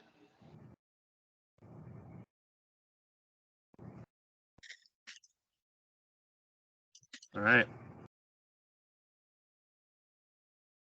Is there anything else that any of you think that he might have that we could use for obtaining our? God, this echo drives me insane, but I don't know what to do about it. Get a headset. It doesn't help. I feel like I've done that. Anything else that this guy might have that we could use that that isn't on the list? That's what I'm talking about, baby. To get into the bank, you got a seeming potion. To get into Newcraft, if it's at night, do we have things that will make us less detectable? We've got spells. Pass spells. Without Trace is like money for that, but once they see you, it's kind of over. I mean, this has got the Ring of the Octopus. Lets us cast darkness. I can already cast darkness. Well, then, Val something. doesn't know that. Spitballing, just what you guys can do, what we need.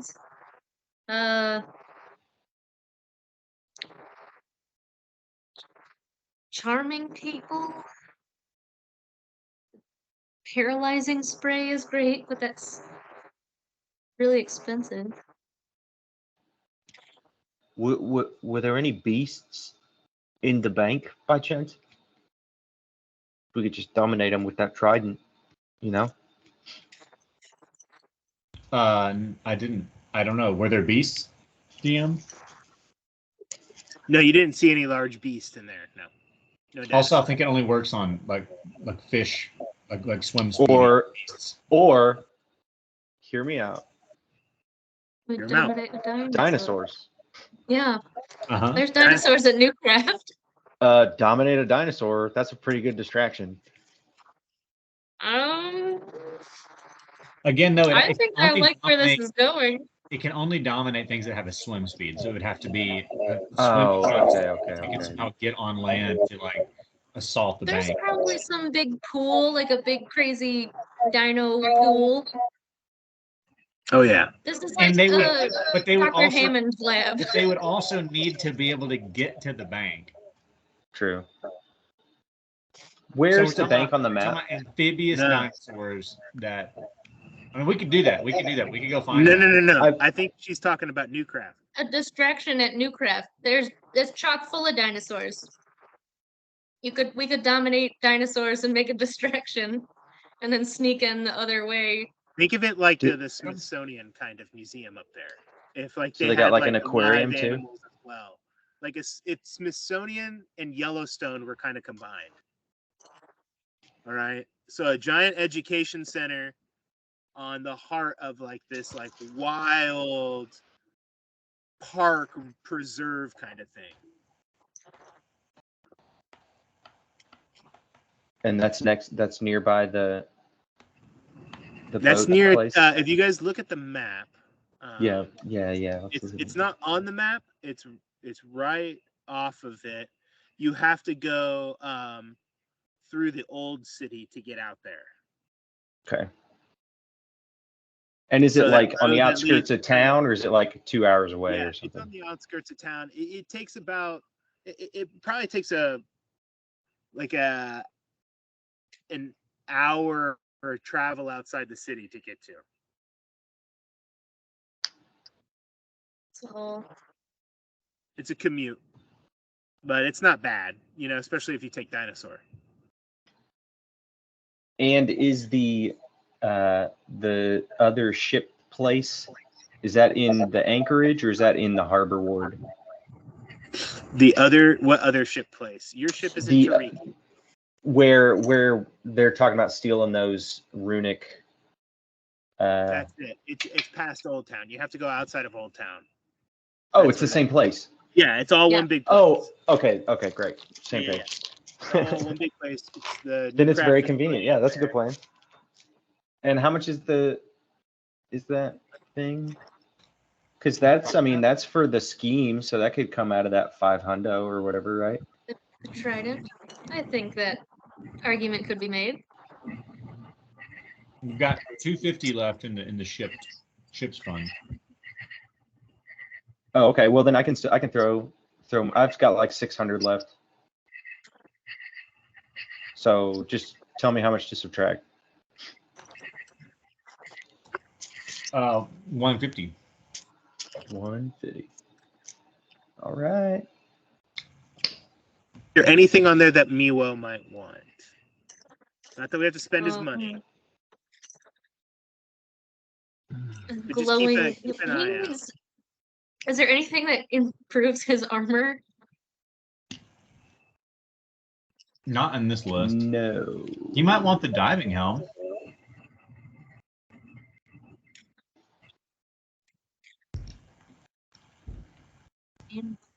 Yeah, that would be really good for him, actually. And I just like the idea. But don't get critted. Don't attack reckless. Well, we don't have to get it right now because he might be play with us the next time we come to the shop. Yeah, for sure. True, I just wanted you to keep an eye out for him if there was something that you're like, tell him about that. Okay. Actually, I think David might like the Tome of Resilience as well. Yeah. He's just going to become a really educated bugbear chef, cage fighter. Motivational speaker. Motivational speaker. Inspire the fans. Or maybe he can't even read, but he just like makes shit up and pretends as though it was in his book. You know, one time I read. I read this really fascinating article. Come on, Miwo, you just read the title. Everybody knows it.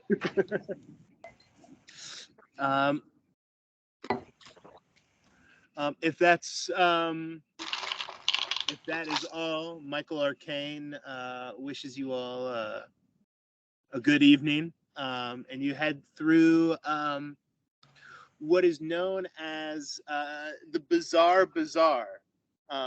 You guys walk out, and this huge tent is shading you guys from the heat of Cobus. It's really humid, thick, and it smells strongly of sea air and, cut fish and people.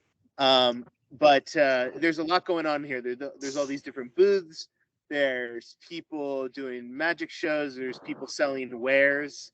As you go through, is there any other items or things that you're looking for now that you're in Cobus, or things you want to know about Cobus? Do you need a ticket to attend the run? You talk to somebody about this. One of the cart people they tell you that no. The run goes through the main highway that cuts a loop around town. Sorry, I got a train coming. It kind of sounds like farting in the background, but I figured it couldn't be farting because it was happening. The train? I'm gonna run and pee real fast. Yeah. Have a good one, dude. I feel pretty geared up myself. I'm feeling good about my purchases. Did you keep that helm? Yes. So now you have Now I have a cool helmet. Your little rapier. You're just like. Yeah, and fully I'm armored. passively perceiving a lot more now. Or once I attune to it, I guess. Yeah, maybe I'll just keep it in my bag for the time being.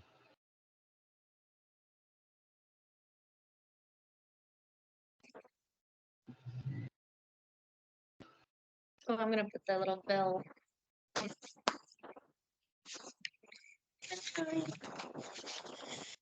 All right, sorry about that.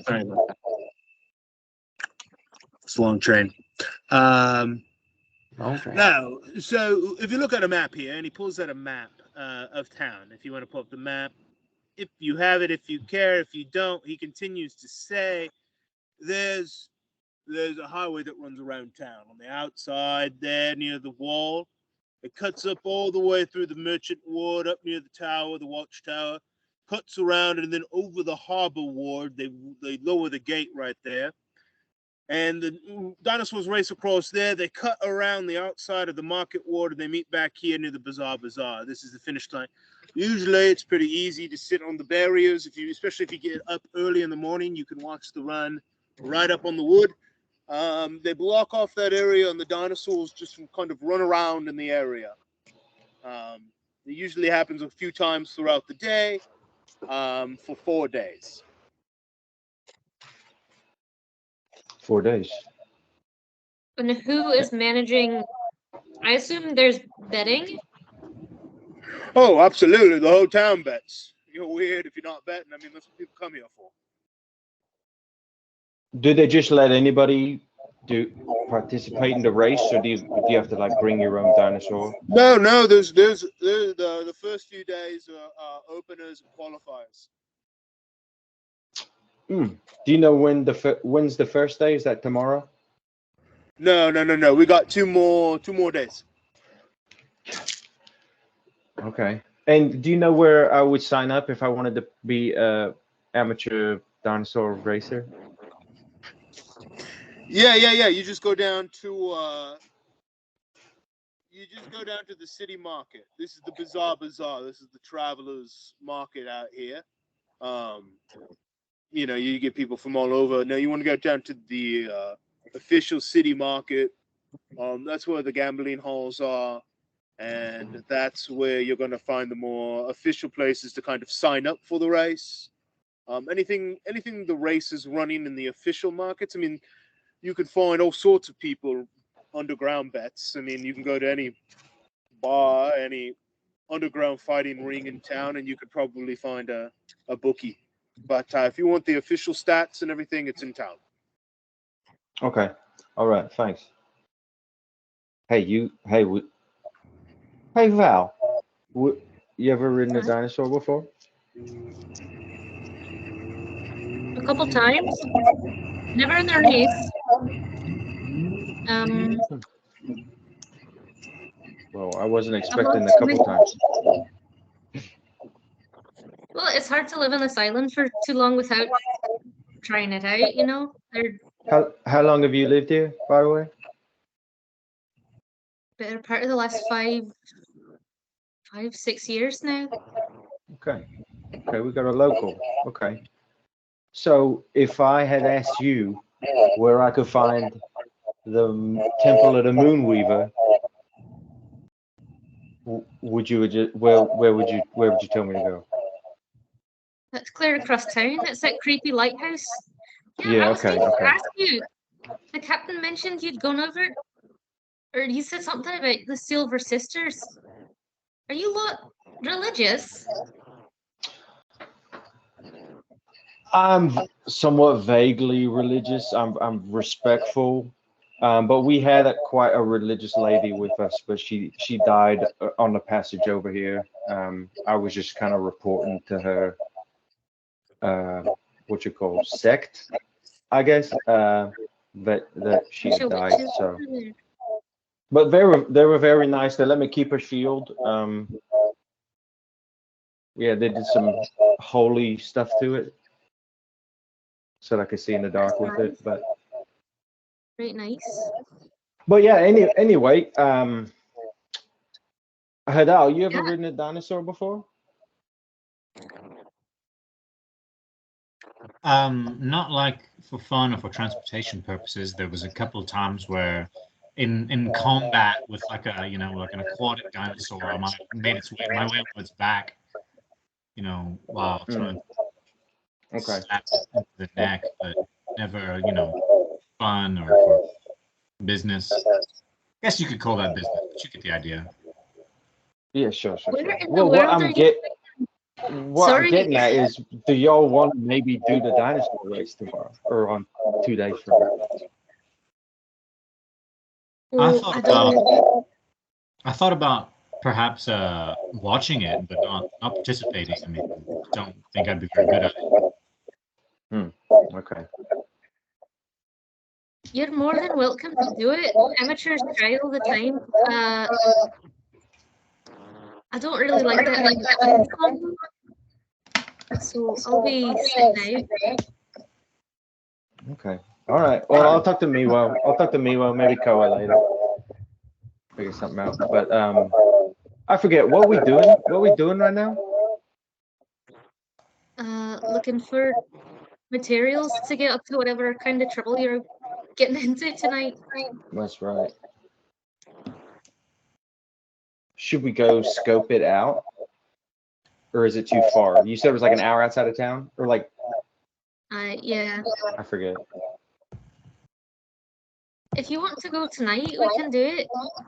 We'll just start looking when around sunset. Well, we should stake it out, right? I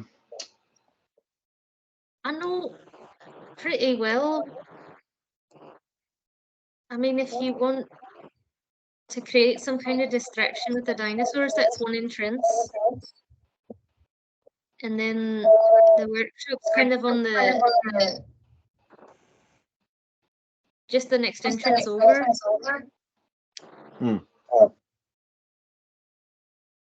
Well, yeah, I don't know if I still don't know if I'm sold on it. I really don't like, I don't like people taking stuff from other people. Unless maybe they're real bad people, but I don't know. They have the option to make this kind of stuff available for purchase, and they're not making it available. So they're practically hoarding their resources you otherwise would have gladly paid for. But then, but it is valuable. It's valuable shit. So it's like stealing something big from somebody, which may be worse or it may not be worse. I really don't know. You steal bread from a dying man, that's much worse than stealing cash from a rich guy, I guess. But they're good for it. Once they notice, they'll just get more. They've got all kinds of funding. I've never even seen some of the tools they've got in there. I don't think it, affect any salaries or anything like that. So you're saying it's like an insurance will cover it kind of thing? Once they even notice, if we do it right.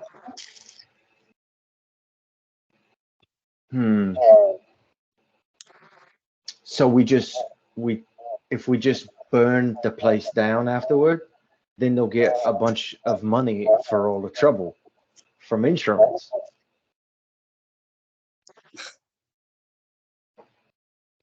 Yeah, I suppose that's true, but I mean, then the students wouldn't be able to attend their classes and such.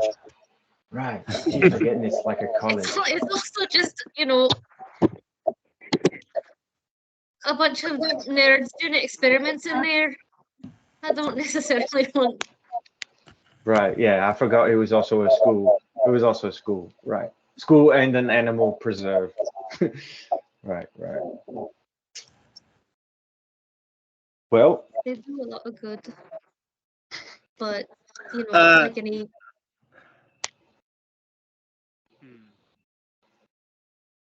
Let me ask you guys a question.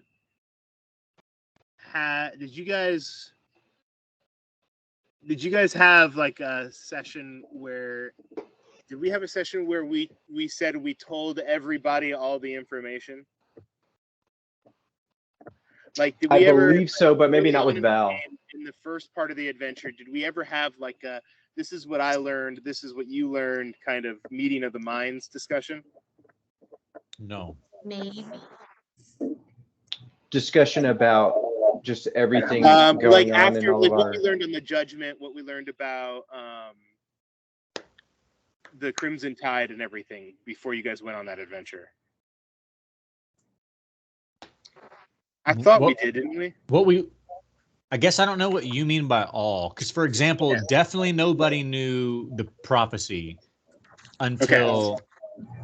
Yeah, that's true. Until I guess I'm wondering about the prophecy. Okay, for Hadal, go ahead and roll a history check. Can you hear me right now? Yeah, sorry. Did I just roll that? Did that just happen? Sound like you did. Okay, it didn't make the sound for me. History. 6. Man, I'll say this: you guys have seen the name Newcraft before. Oh, I know what that's from. I know what this is. Guys, I'm about to blow your fucking mind. Hey, okay, on the Mimic ship. Sorry, Val, you weren't there. This was with Sadie. The Mimic ship. We saw that metal panel with the weird numbers and stuff after it. Let me look at my notes because I know I wrote it in there. I'll say this: you've heard it 3 times in the game. Oh. 3? Including now? I would say not including now. Hudson's correct about what his lead is. CRA is what was on the metal hull. Yeah. Maybe we found another metal hull that said more that I didn't write down. But you pulled in and saw a new craft research vessel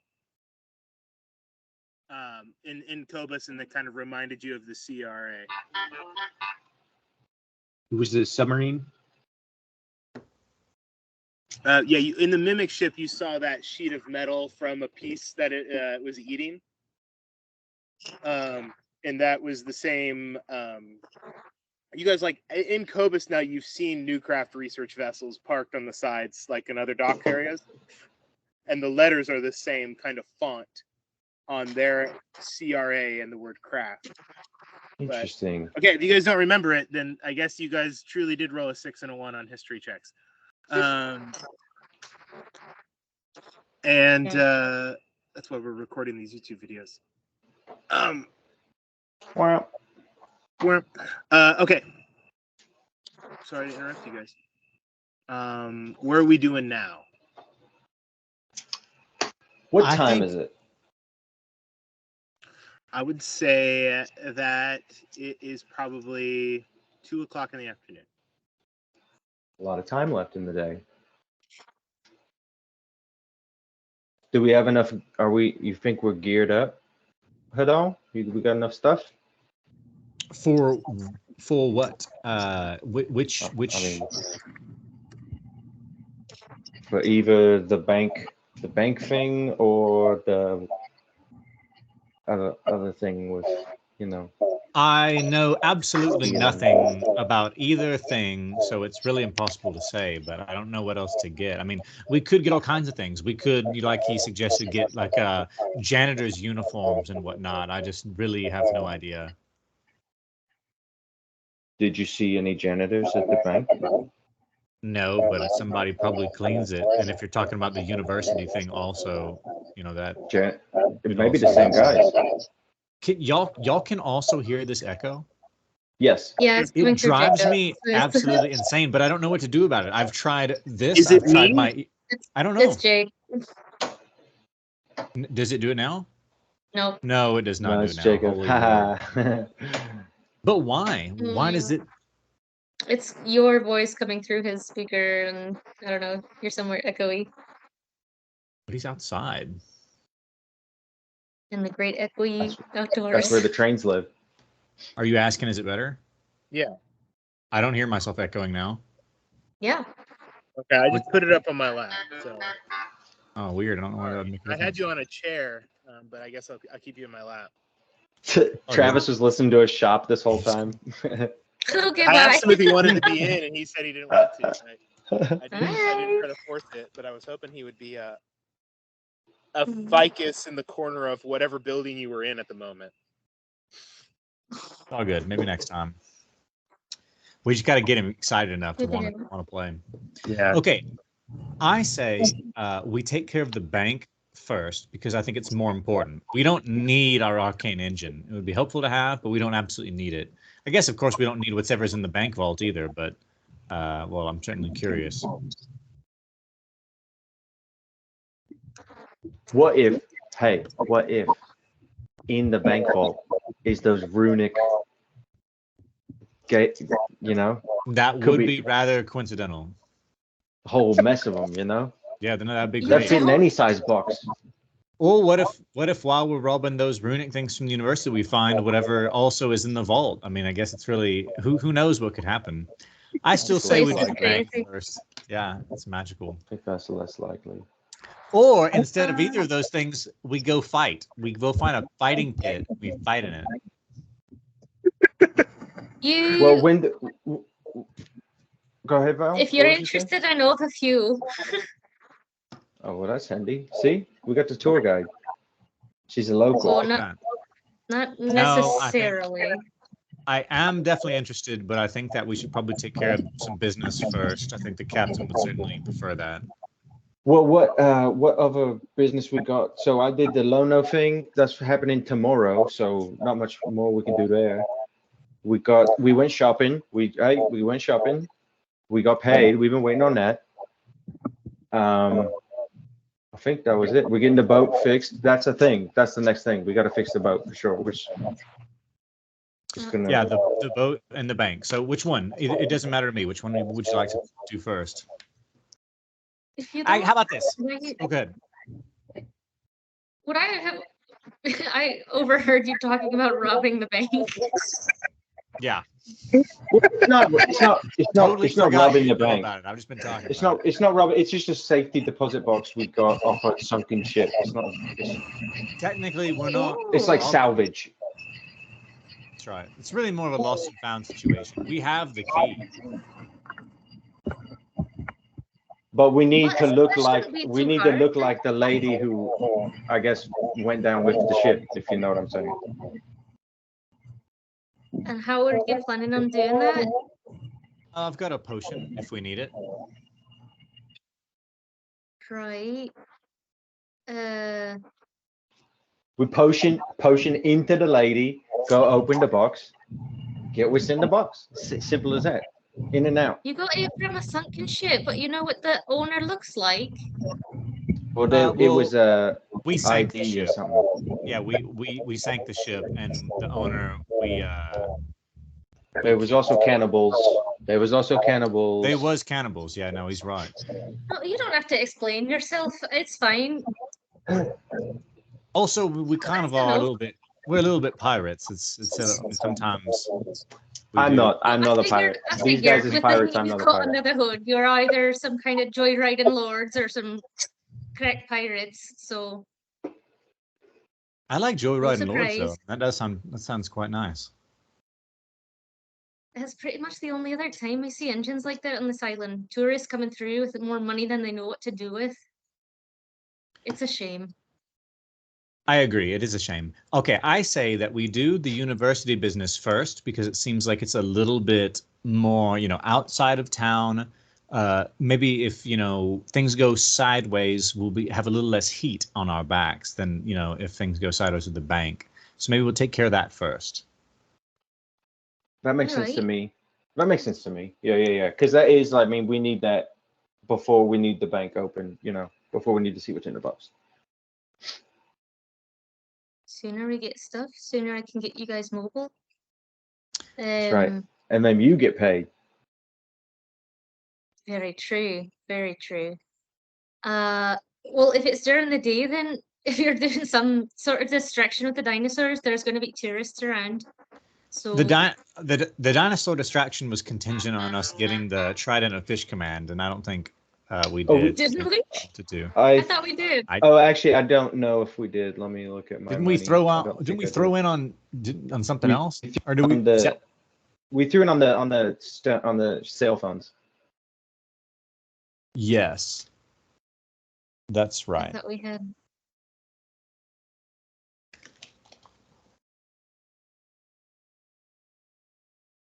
Where is all my stuff? There it is. Well, that's good because now we'll each have a cell phone.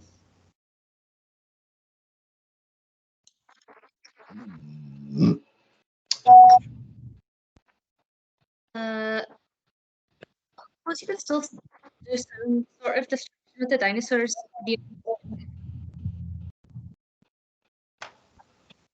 Do something to the. I suppose you don't need the trident to do some sort of distraction with the dinosaurs.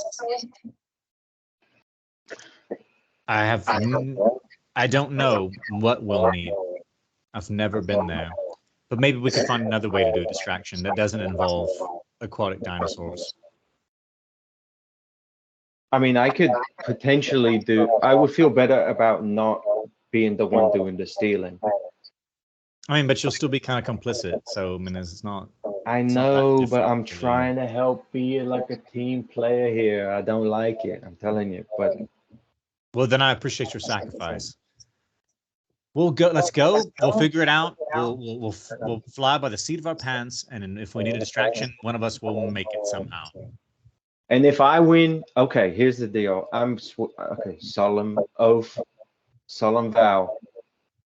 If I win the dinosaur races, I'm donating the prize to the college, right? I love it. I love it. I feel like that's very pretty good. Noble.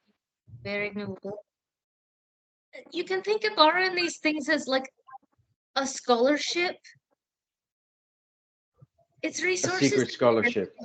Yeah, a scholarship that they'll find out about later. Yeah, that doesn't feel right either. We'll figure it out. We'll figure it out. Workshop it. That's not quite right. To the university. Yeah, let's go. Away we go. All right. You guys are on the back of a larger dinosaur. Because of like a few lines of carts ahead of you. Other larger dinosaurs. There's families on these. They have kind of like boxes hanging off the side of them. Imagine like these like Brachiosaurus, just with like big kind of like side satchels that are extended out, and you guys are kind of sitting on it, just kind of thudding away out of town. And you see on the you go through the old town, which as you guys get outside of the city walls, you see old ancient pyramids and like still standing. And as you get deeper and deeper into the woods surrounding the outside of the city, there's still pyramids, and it looks like people are living in areas around them. But the temples themselves have vines kind of hanging out of them still. They look like they're kept sacred and natural. And then you kind of open up into a big grassland, and in the distance are these like larger hills on the island. And as you get closer and closer, nestled in those hills is a very large facility. The foothills kind of cover up the bottom, but up in the top of the mountains, you can see, or kind of in the face of the hill, the mountain going in, you see this large building, gray, sticking out, has a giant bay window that stretches out from it. Very kind of sleek architecture. And as you get closer and closer, you come into a walled area, and you go through what looks like a smaller town as well, like an army base. Look around. There's a library, and there's a couple of stores out here. But then you get closer and closer to the foothills of the mountain, and stretching up to the facility on the face of the mountain are all these other smaller buildings. And you guys kind of get to the campus of Newcraft. There's lots of people walking around in the middle of the day. There's people in white coats talking. You see machines of all kind being moved around. You see people on dinosaurs roaming, and you see just students and people going all over this building in this campus.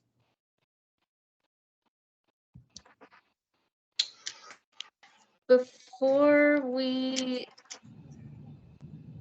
go through any doors, Val will kind of duck away. All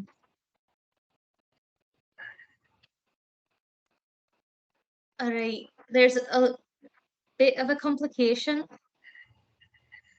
Not major, but it would be unwise to show my face to look at this. So no, it's still me, but I just have to do something real quick. Sure, And yeah. she'll turn one of the dials on her bracers and cast Disguise Self. And her jacket and the holster and all of that is now just like a student uniform. And her hair changes color, and she does not look like herself at all. Huh.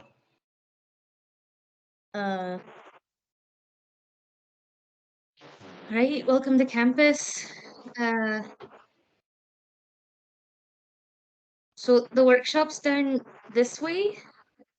Wait a minute. Did you just like see an ex-boyfriend or something? And like, why'd you have to? What? They don't like you here? What? Oh, they wouldn't if. It's just Complicated. powerful people pass through here sometimes, and I don't like to be on anyone's radar. I'm sort of. Sorry, I'm back. In the. You guys all decide something? Sorry. Val, are you saying that disguise. you're sort of like in hiding? If there were a run and hide kind of phases, I might be in the hide phase. Okay. So it's not relevant to what we're doing here. Okay, well, it seems like it might be. Well, that's why you got. That's why you got the spells. You're taking care of it. It's fine. We're fine. Let's do it. Yeah, if you don't draw attention to it, no one will know. No one will know what. Exactly. It's lately, and especially with the races on, there's been some really big wig types around here that just don't need. I'm not looking for that kind of attention, so we lay low. Yeah. Can I do an insight check to see if there's like sort of more to the story than just there's wanting definitely to keep more a to low the story. profile? Yeah, go ahead and do an insight check.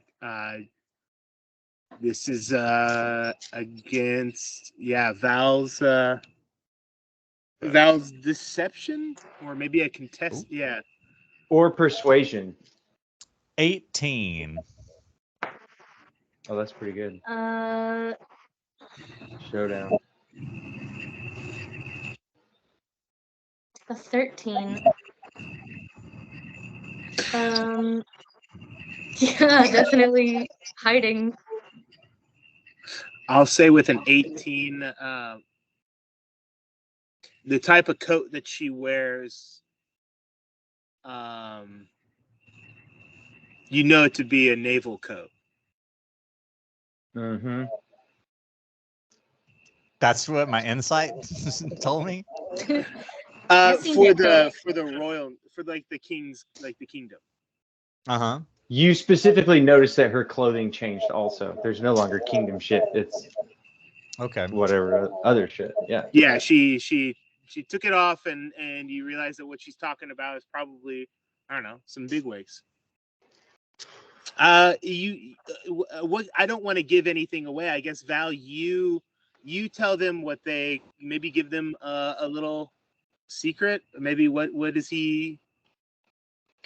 Well, no. Here, I'm just gonna take my headphones out since only Hadal. I'm just gonna come back in like 30 seconds and see what's up. What? Yeah. Because I know, obviously, I saw her coat, and I think I would know that that's Royal Navy. And she told us she was worried about bigwigs. So does insight tell me something? How about Colin? You ask her a question, and you can answer. Are you hiding from someone specific? Are you trying to evade the kingdom? Yeah, just generally. Want to avoid being seen by anyone with any sort of power from the kingdom. Okay. That's great. Perfect. Maybe the coat's a bad idea, but you know, it's a good style choice. I think, I don't know, would there have been just in the regular town part of Kobus, would there be like deserters or like other folks with Yeah, you know, and kingdom gear? You know, almost as like a fashion statement. Maybe you've altered it slightly to not look so crisp and official like you would wear to a formal event. But like there might, you know, like some kids like might wear like army jackets or something to look cool. You know, like I think people probably have jackets of similar styles. You may have just made it, yeah.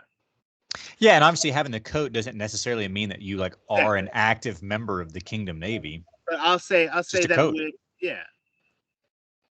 I don't know. But here, like at Newcraft, it seems there might be. Yeah.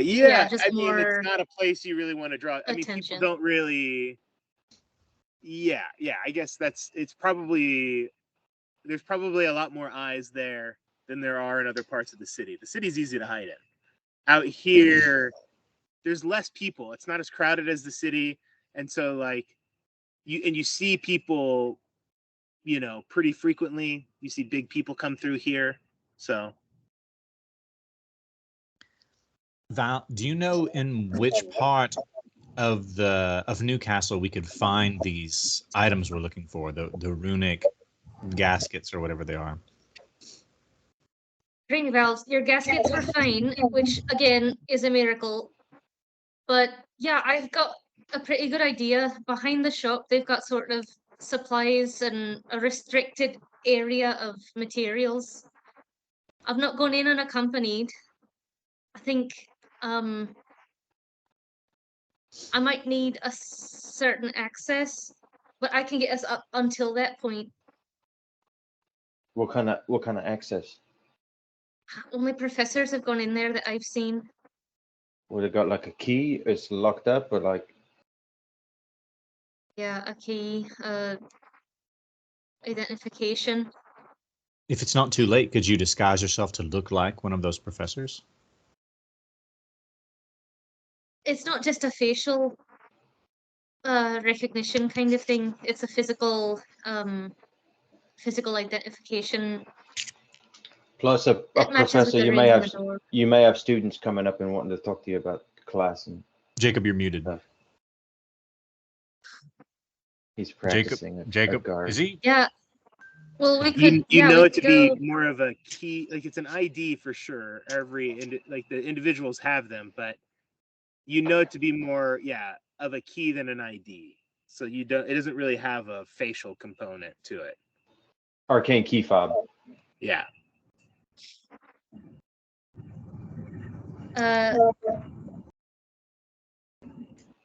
So we need to get up to a professor, get a key,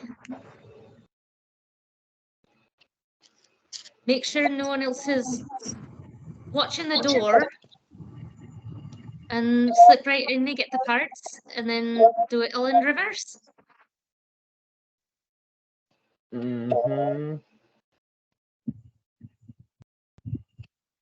So I figure some sort of distraction to get people out of the room. I can try and get the key. And I'd Would need, would something like this be better done at night with less people around? well, yeah, that was something we floated. But I thought somebody said that there were people there at night. There might be a few professors, is all. Well, rather than hundreds of students and other people running around. But what if we just do a walkthrough? Maybe we can spot other windows we could get through, or some kind of ventilation stuff, skylights. It could be anything, really. How tall is this building? Looking overhead, it looks like it's a few stories up. There's bits of the mountain that stick out underneath it. It's kind of like a big saucer kind of sticking out going down, but it looks pretty tall. Like there's possibly 14 stories to it. Excellent. Okay, so yeah, we're not going to climb this building. It looks pretty big, but I mean, I would say Val knows that it's pretty easy to get up to the area where you need to be. There's a good elevator system in the building, so it's not like you have to climb 14 stairwells and go through every floor or something like that. But is it at the top? It's at the top in the big dome. Okay. Yeah, it's in the engine she's talking about is in part of the museum right now, in sort of the mechanical part of the museum. It's like the history of the engine or something. And so you could go up there, you could get part of it, you could get access to it. You might even be able to close off that area of the museum. At night, there'd be a lot less people. There wouldn't be nobody. But during the day, there'd be a lot more professors and who to get a keep fob from, or there's definitely a lot more distractions happening during the day. Yeah, I was talking about shoving a kid into some dinosaur display, dinosaur bones, and knocking it all over. Yeah. Well, you want to go? What if we're walking around looking at the museum right now?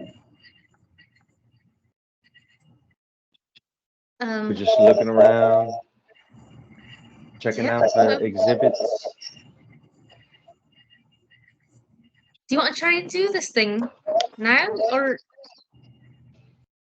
I mean, we're already here. We might as well at least see what we're doing. See what we're dealing with. Get eyes on the door. Maybe eyes on another door. If the opportunity presents itself to take a key fob, I'm taking it. Oh, you might as well. Are you handy like that? You quick? Trying to be. Aye. All right. You take them into the building. Do you show them around at all? Do you go to or do you just go straight up to the museum? I might mosey around a little bit, so it seems like like we're interested tourists with a student. Yeah, you kind of look around the main area, get the lay of the land. You walk into kind of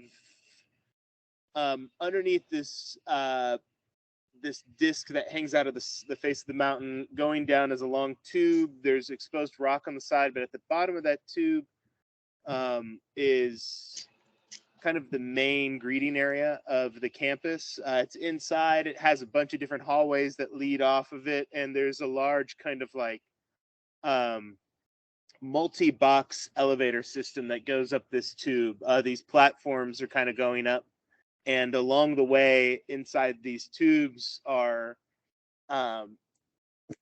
minor illusions being cast around the tube to kind of give you a view of the outside area.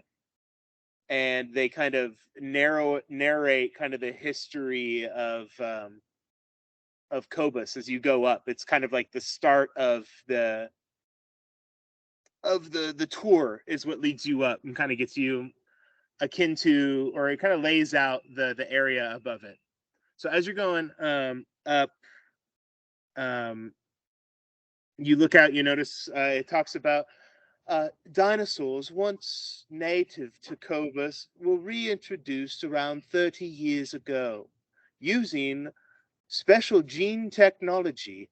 And it kind of goes into this Jurassic Park dino DNA kind of thing as you go up. You learn that dinosaurs... They're all wearing blue jeans? Yeah, while wearing blue jeans. That dinosaurs were brought back to the island about 30 years ago after Newcraft started doing research here and found fossils of these creatures that had been mummified. So I guess not fossils, but I guess mummified remains, sorry. And we're able to bring back certain dinosaurs back in the last 30 years and kind of reignite this this culture, part of the ecosystem back. And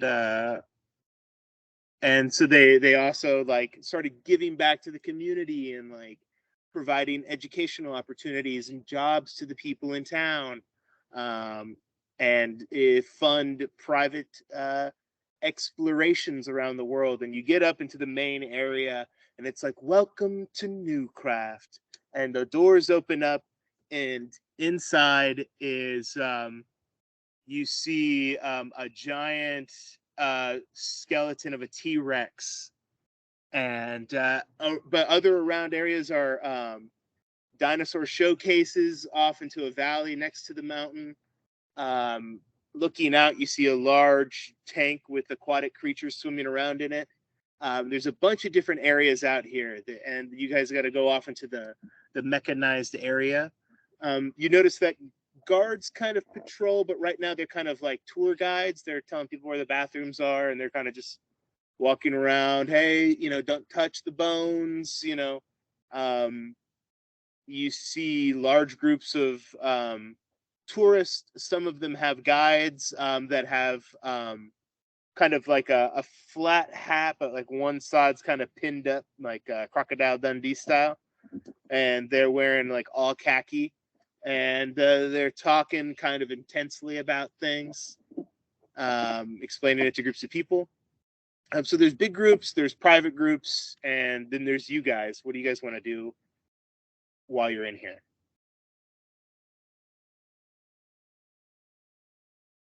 So as we get up there, I feel like we can just go for it if someone's down to make a kind of distraction.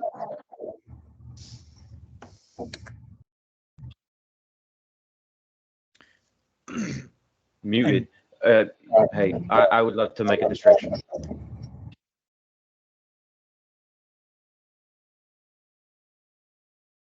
No. I guess. What do we do once we have a distraction? Well, I suppose I'd need to get the key first, then distraction, then we sneak in to the area with the valves. And what are you doing if people are back there?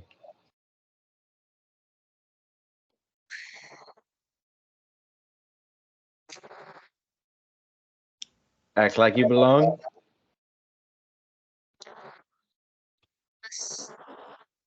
Do a perception check, everyone. Yes. Bad. Like Oh 10. yeah. Is it echoing again? I'm My- sorry. Yeah, it's been echoing for a while. Sorry, dudes. Mine's 21.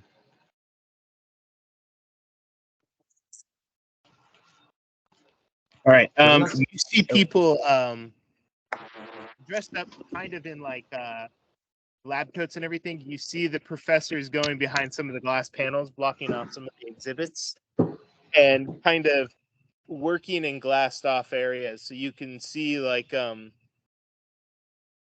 of like on the ride in Jurassic Park where they go through and they see the scientists working. You have like areas like that. You do see people in those outfits working in the engine bay. So you see people kind of like making kind of like engines that might be used in ships today or might be used in craft today. And they kind of have like history going back down to like some of the original power cores and what they looked like, these like larger machines, and like now they have them compressed down into like pure orbs. But like to harness them back in the day was crazy. And then your engine is kind of in like the hot rod section, like the glory days kind of section of racing things fast. And it's behind glass, and you notice that like one way to get back there is to be working in that area. You could access it probably, I don't know, by creating enough of a reason for people to walk out that door, or you could try to find a way to get in that door. Does that make sense? Makes sense Like to you me. could pull a fire alarm or something like that, or like make it like, oh, like the emergencies, it's happening or something. But is Not this that a there's- door that you were saying can only be accessed by like a key fob? Yeah, like that. Does that mean that it cannot be picked with lockpicks? It could be picked with lockpicks, absolutely. That takes time though. If like somebody's running out of the door, you could just like Yeah, hold it you open. could make a distraction to pick the lock and get in for sure, 100%. Sorry.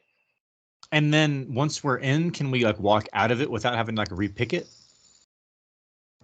Yeah, you can leave without the fob. Okay. Well, the thing is behind glass, or there's like a room of parts and engines that's behind glass. Blocked off so people can watch, and you can like hear what's happening on the other side of the glass. Like you can ask questions to the people working. Like there's like an intercom system, I'll say, so that way people just can't yell at them or something like that. I guess they could yell through an intercom. Yeah, there's a big glass wall that separates the kind of viewing area from the actual machines. Are there ventilation ducts? Yes. Yeah, you see them kind of coming down. You see, little strips of paper coming off of them, kind of blowing a little bit of air in here. And can we see from where we are the actual things that we're here for? Yeah, you're looking at the engine itself. It is like a replica engine of what you guys have, but it's like polished up. It's really nice. It's on display. And you kind of see this thing as a whole out in the open rather than kind of crunched into the bottom part of your ship. And it's a pretty cool, impressive looking machine. Yeah.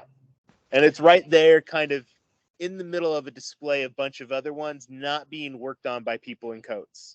So like they're off to like one edge of the display area. Like imagine it's like it wraps around this kind of viewing platform. So you have the viewing platform here, and then around it is the glass, and you guys walk down, and you're kind of surrounded in like a horseshoe of glass. Okay. All right. I have actually an idea that is sounds pretty obvious to me, but it might not work. Hey, so in theory, I could just Misty Step through the glass, right? Yeah. But maybe there's some kind of like anti-magic in the glass, you know? So maybe it's like it wouldn't be good to do that. But I can do that, but I don't want to be the one that steals this stuff. So Well, I could wild shape and get in there through the vents, and then y'all could hit like a fire alarm, and then I can just wait till everybody's kind of gone, and then just walk out through the door. that's an idea. That's a pretty With the good thing. idea. Val, maybe if you could just sort of explain to me what exactly I'm trying to get, and once I'm in there, I can get it. Are you going in as yourself? No, I was thinking that I would maybe change into like a fly, like a house fly, and go in through the ventilation system. And then once everybody is vacated after the fire alarm, I could turn back into my normal shape and get the things and then just walk out. How handy are you with a wrench? I have used a wrench. I was an artificer last season. I would assume he's passably dexterous and could use a wrench. You don't have to be a genius to operate a wrench. Well, it takes a little finesse. Yeah, just don't. As Colin Gillespie, I have used a wrench, and I'm not like proficient in wrenchery or tool use in general. I don't think. Yeah, but would you know how to get a part out of an engine?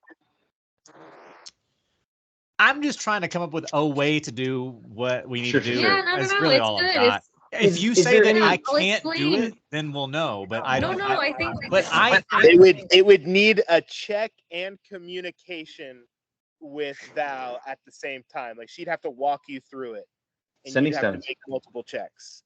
It's possible. Anything's possible. Sending stones, great purchase. Magic and imagination. Is there any obvious security? Or is it just like they're not looking, especially in this section? This is not the most popular section of the museum. When you have a place with active dinosaurs in it, people are going to go look at those over the old engines. So yeah, there's like a security standing in the area, but he's mostly answering questions on like people come up to him and ask him like where to go to see things and everything. He's just making sure that like there's eyes on the situation. Does he have like a ascending stone of his own, like on his on his hip? Okay. Yeah. Okay, that's good to know. Let's take it and get some extra sending stones. Well, what I'm thinking, here's my idea. We do the fire alarm, and then I hang out near the security guy, see what he's doing. I just slip that ring of petrification on his finger, and then as we're leaving, we just take it off his finger, and he's fine. That's how the magic item works. It would take some finesse to get it on him. Or maybe right before the fire alarm? I don't know. I don't know what would be better. Maybe ask me if he dropped it. Did you drop this? It fits you perfectly. You could be like, hey, I was actually, I was thinking about giving this ring to my husband, and I'm not sure if it's going to fit him or not, but your fingers look the same size. Could you just try it on? Your fingers seem to be a similar girth, so. Just do me this favor. Yeah. Hang on, what's my deception?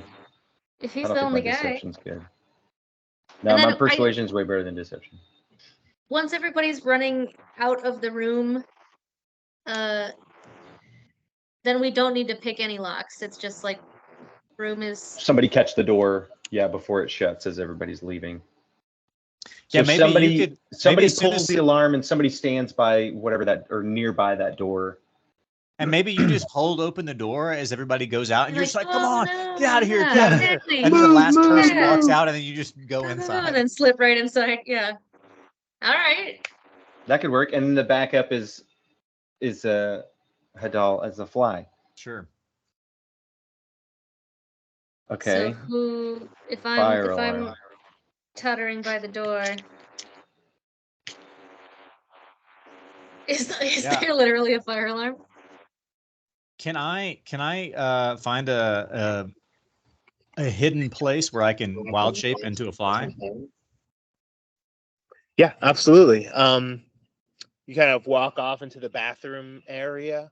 You go around the wall. It's kind of empty in this area, and you zip down to a tiny little fly, and you fly away.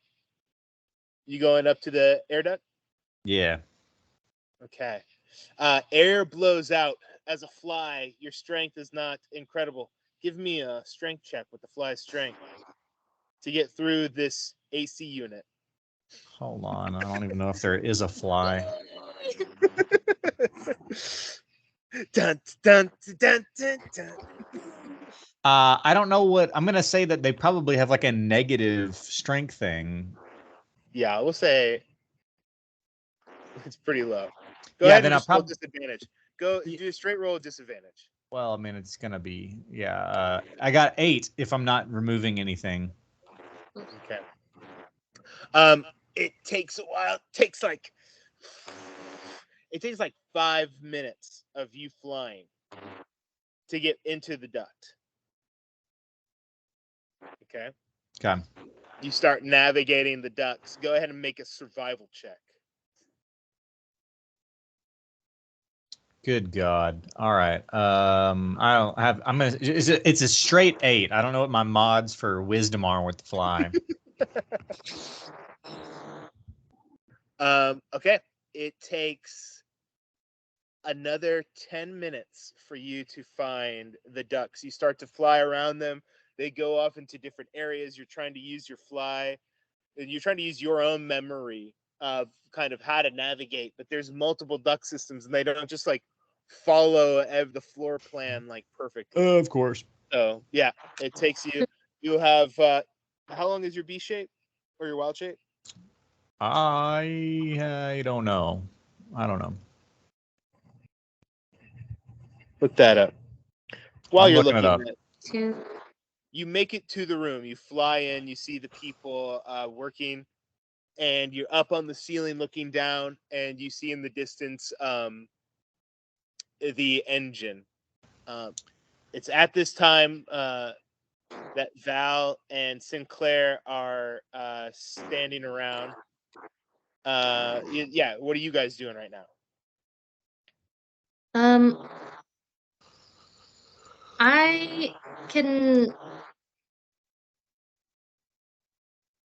I'll take out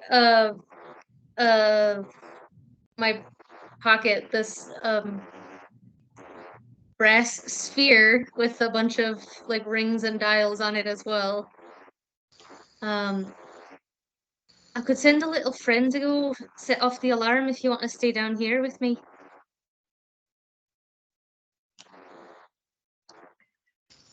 You're muted, Hud.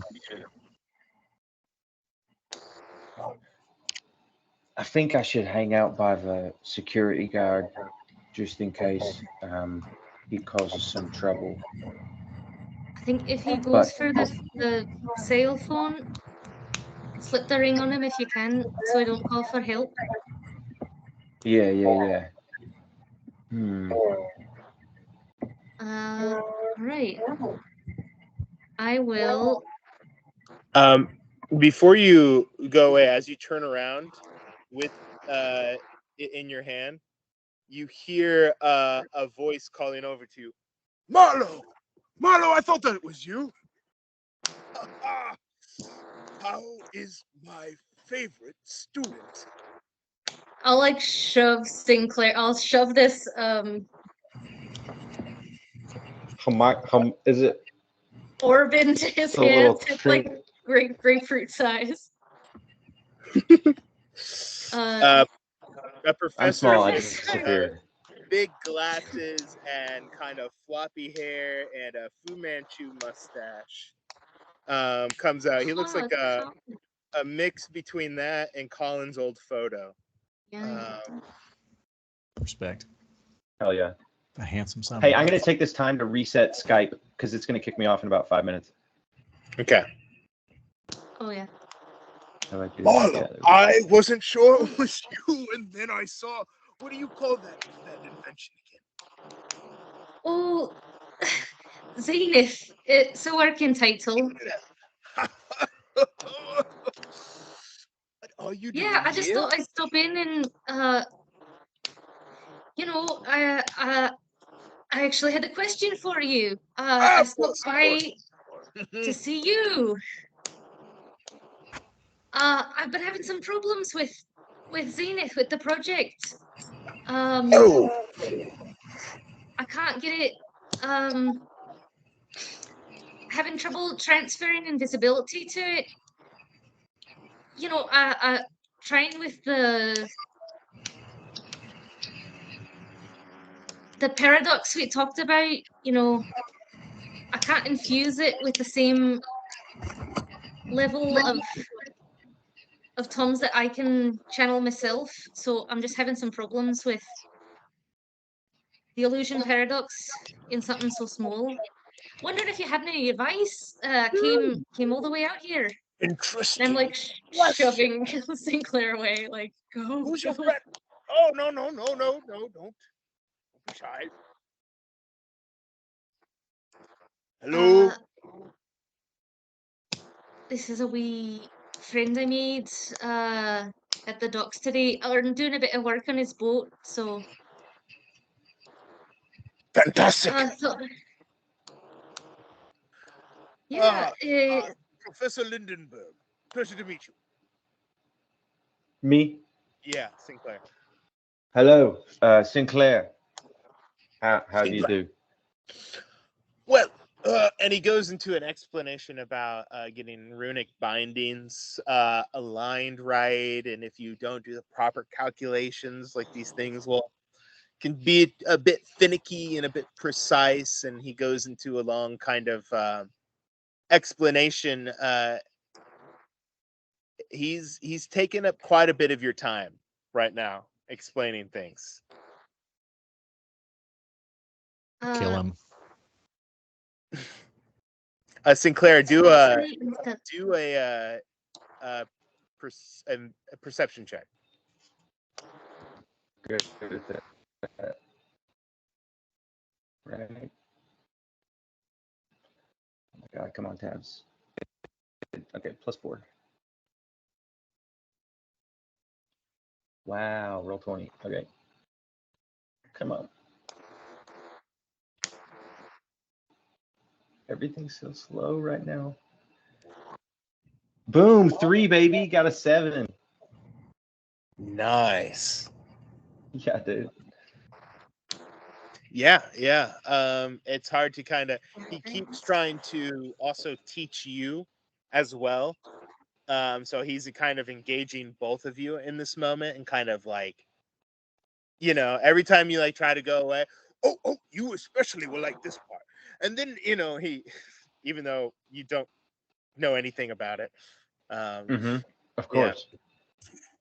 Yeah, you're kind of distracted right now. I guess you don't see much. I would say that he's been talking now for about it probably caught up to the time that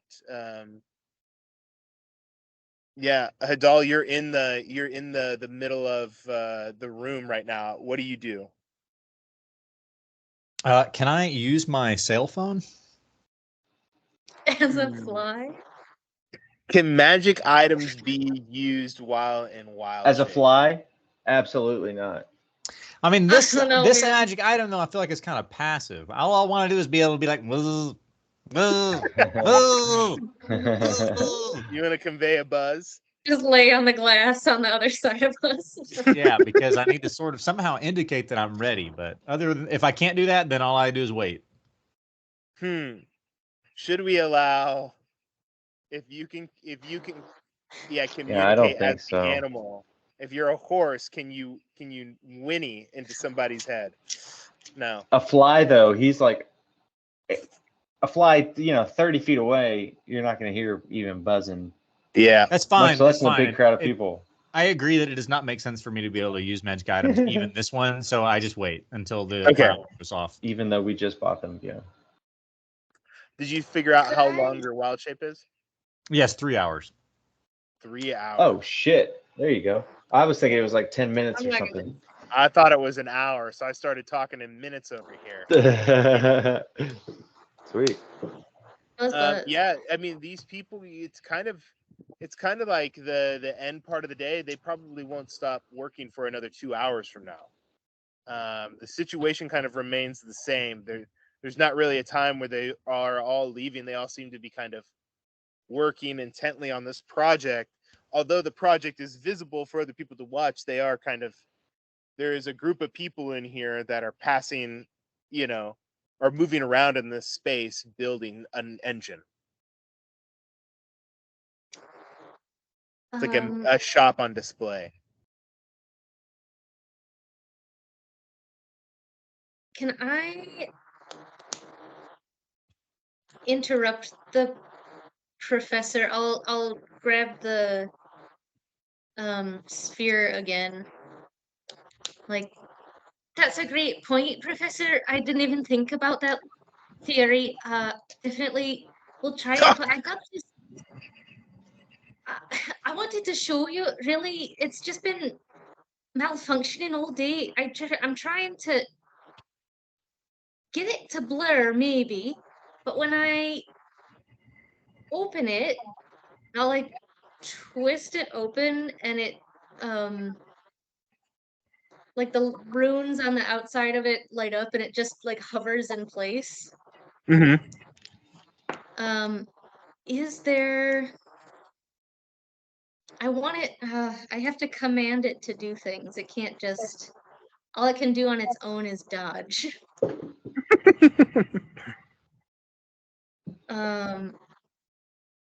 I could try to hit it with my sword. If you, That could showcase its dodge.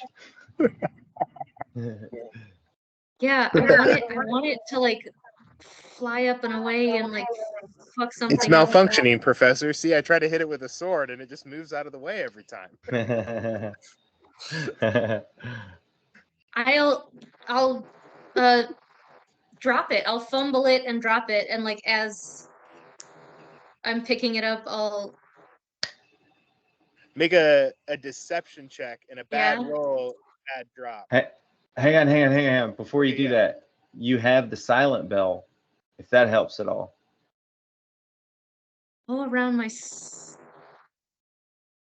Now, commanding it within the silence won't work, but you could prevent the professor from hearing you cast it or tell it what to do if you're like holding it up in the air or something. Jingling it near the professor's face. Would that work if I command it in silence? Will it follow the command? Yeah, I would say if there's a magical silence in that 2-foot diameter, you couldn't speak. It's not like, I would say that it silences everything in that 2-foot sphere. You could probably hold it away from you and cast. Yeah, can I just like mumble as I'm bending down, like, oh, this fucking thing, and go fuck shit up, go do something, like. Yeah. Yeah, go ahead and roll a deception check, or maybe you should make this. You're dropping it. Yeah. Yeah. And then. Yeah, if you roll a natural one, I'm gonna break your thing. All right. That would be a net 20 plus deception. You drop it, and he's whoa, and he helps you kind of catch it as it rolls around on the ground a little bit. He is fully distracted. I depart. I depart as well. I will quietly command it to fly up into whatever mechanical, is there like wiring on the ceiling or any sort of like exposed wiring? I'll command it to go fly up into that. What are you hoping for? I'm hoping to cast Shocking Grasp through it. Okay. Oh, and And then onto like a Mm. wire or something? yeah, to like set off an alarm or an explosion or something. Explode Yeah, a chandelier.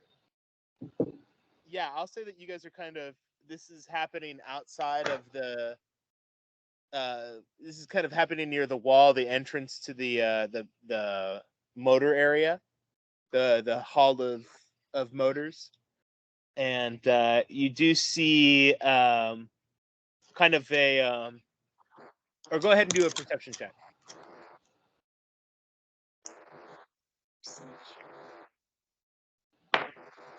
Four. Okay. Yeah, you see a pretty decent sized fuse box. And you fly towards that. Directly and charged. Okay. It flies over.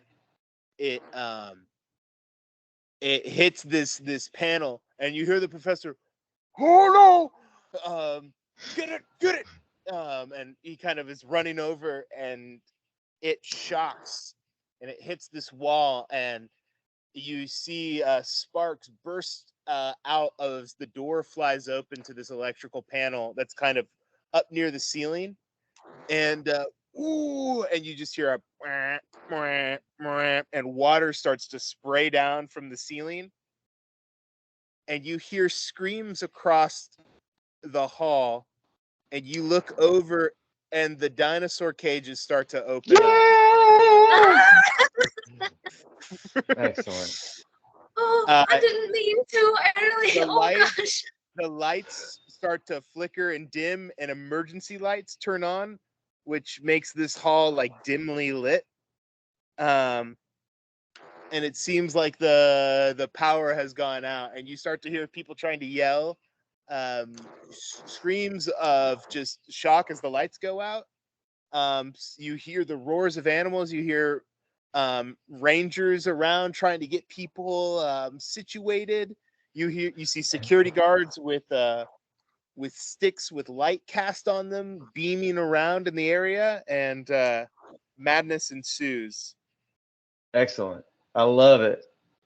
That's perfect. I didn't think that was going to happen at all. That's hilarious. I love that. Yeah, I think can I just start running back for that security door, but screaming like, "Run for your fucking lives!" Ah! And just trying to sow chaos with like a mass persuasion check or something. Yeah, you're not the only one doing that right now. Great. Yeah, I'm just going to try to help that. I'll give all those people the help action. Okay. Yeah. You start to like open a door and just like wave your arm through. Go! What's cool is in the darkness, Nadir's shield glows a little bit. And so people kind of like go towards, it glows like a hall light in a movie theater would, just like that dim glow. Doesn't really give off a lot of light, but you can still see something, Yeah. You're muted. Of course I am. Glow. Yeah. I was saying glow tape. It's like glow tape. Or like those stars you put on your ceiling when you're a kid. Yeah, things start going crazy. Hadal, you notice as a fly, like when the lights go out and the emergency lights kind of come on, you see like glows from the engine below, and you see people start to like pack up tools and kind of look around and see what's going on. And they start talking amongst themselves hurriedly down there. What do you do in this moment? I'm just waiting until they leave the room. Okay. The doors open up on the outside, and you start to hear what sounds like like an elephant just scream, but it's just this dinosaur's roar of just and you just hear something crash and scatter to the ground. you guys hear it coming in you guys' direction. It's crossing the room to where you guys are at, Sinclair and Val. It's already in the room? Yeah, it was kind of like in this display area. So imagine like there's this big circular room, and kind of off to the side of it, you guys are kind of in this bay window area, and on the side of the mountain that it was up into, there was an outdoor preserve area and a couple of pins with dinosaurs close by, like feeding or getting worked on by trainers, kind of on display. And now that the doors have opened up, these dinosaurs, have started the water spraying everywhere, and the screams of people have sent them into a tizzy. Excellent. Okay, so a dinosaur is running towards myself and Val. Yeah. Well, you just hear the giant footsteps coming in your direction. I think obviously we should just keep going it straight in the same direction and not veer right or left at all, like in all the movies and stories and stuff. Are we still by the entrance door to the motor hall? Yeah, you guys are right there, in between there and kind of you're just right there. There's a couple of other hallways that lead, that kind of like what do you call that? Kind of like spokes on an axle, right? They kind of go off these hallways. But the motor, the hall of motors spoke. You guys are right at the entrance to it. I got an idea. Val, you get in there. You get in there. I gotta practice riding dinosaurs, and I'm gonna turn around and run towards whatever's chasing after us, and I'm gonna see what kind of dinosaur it is. I guess first. Do you have dark vision? I do with the shield. Okay, I think you have it once per day, right? Oh, maybe 10 minutes. Was that what it was? Yeah. Would you like to use it now? I think actually, I thought I already had. I forget if I have dark vision or not. Did the lights? I think it was just going to go out. Yeah, the lights are super dim. It's dim light. So I'll go ahead and use it. Emergency exits would be lit up, right? So you have light in those areas, but everywhere else is near any feisty. exit you can see people, but in the middle of things is darkness. Sorry, I don't have a map. I'll go ahead and do the dark vision thing. Okay. Because I don't want to just mess up this very first thing that I try to jump on this guy or whatever. I just think it's cool to use the shield that you got. By the way, when the Silver Sisters gave it a blessing, you could see in magical darkness now too. Oh wow. Oh yeah. Yeah. Excellent. Like the Predator. So, they said when magic's extra strong. Sorry, I had a bunch of stuff prepared, and I usually practice before the game, but I'm just kind of off my game today. So I appreciate it. It's good. Hey, this is great. Yeah. I'll run over to the door and do the everyone out, everyone get out of here, the dinosaurs are loose.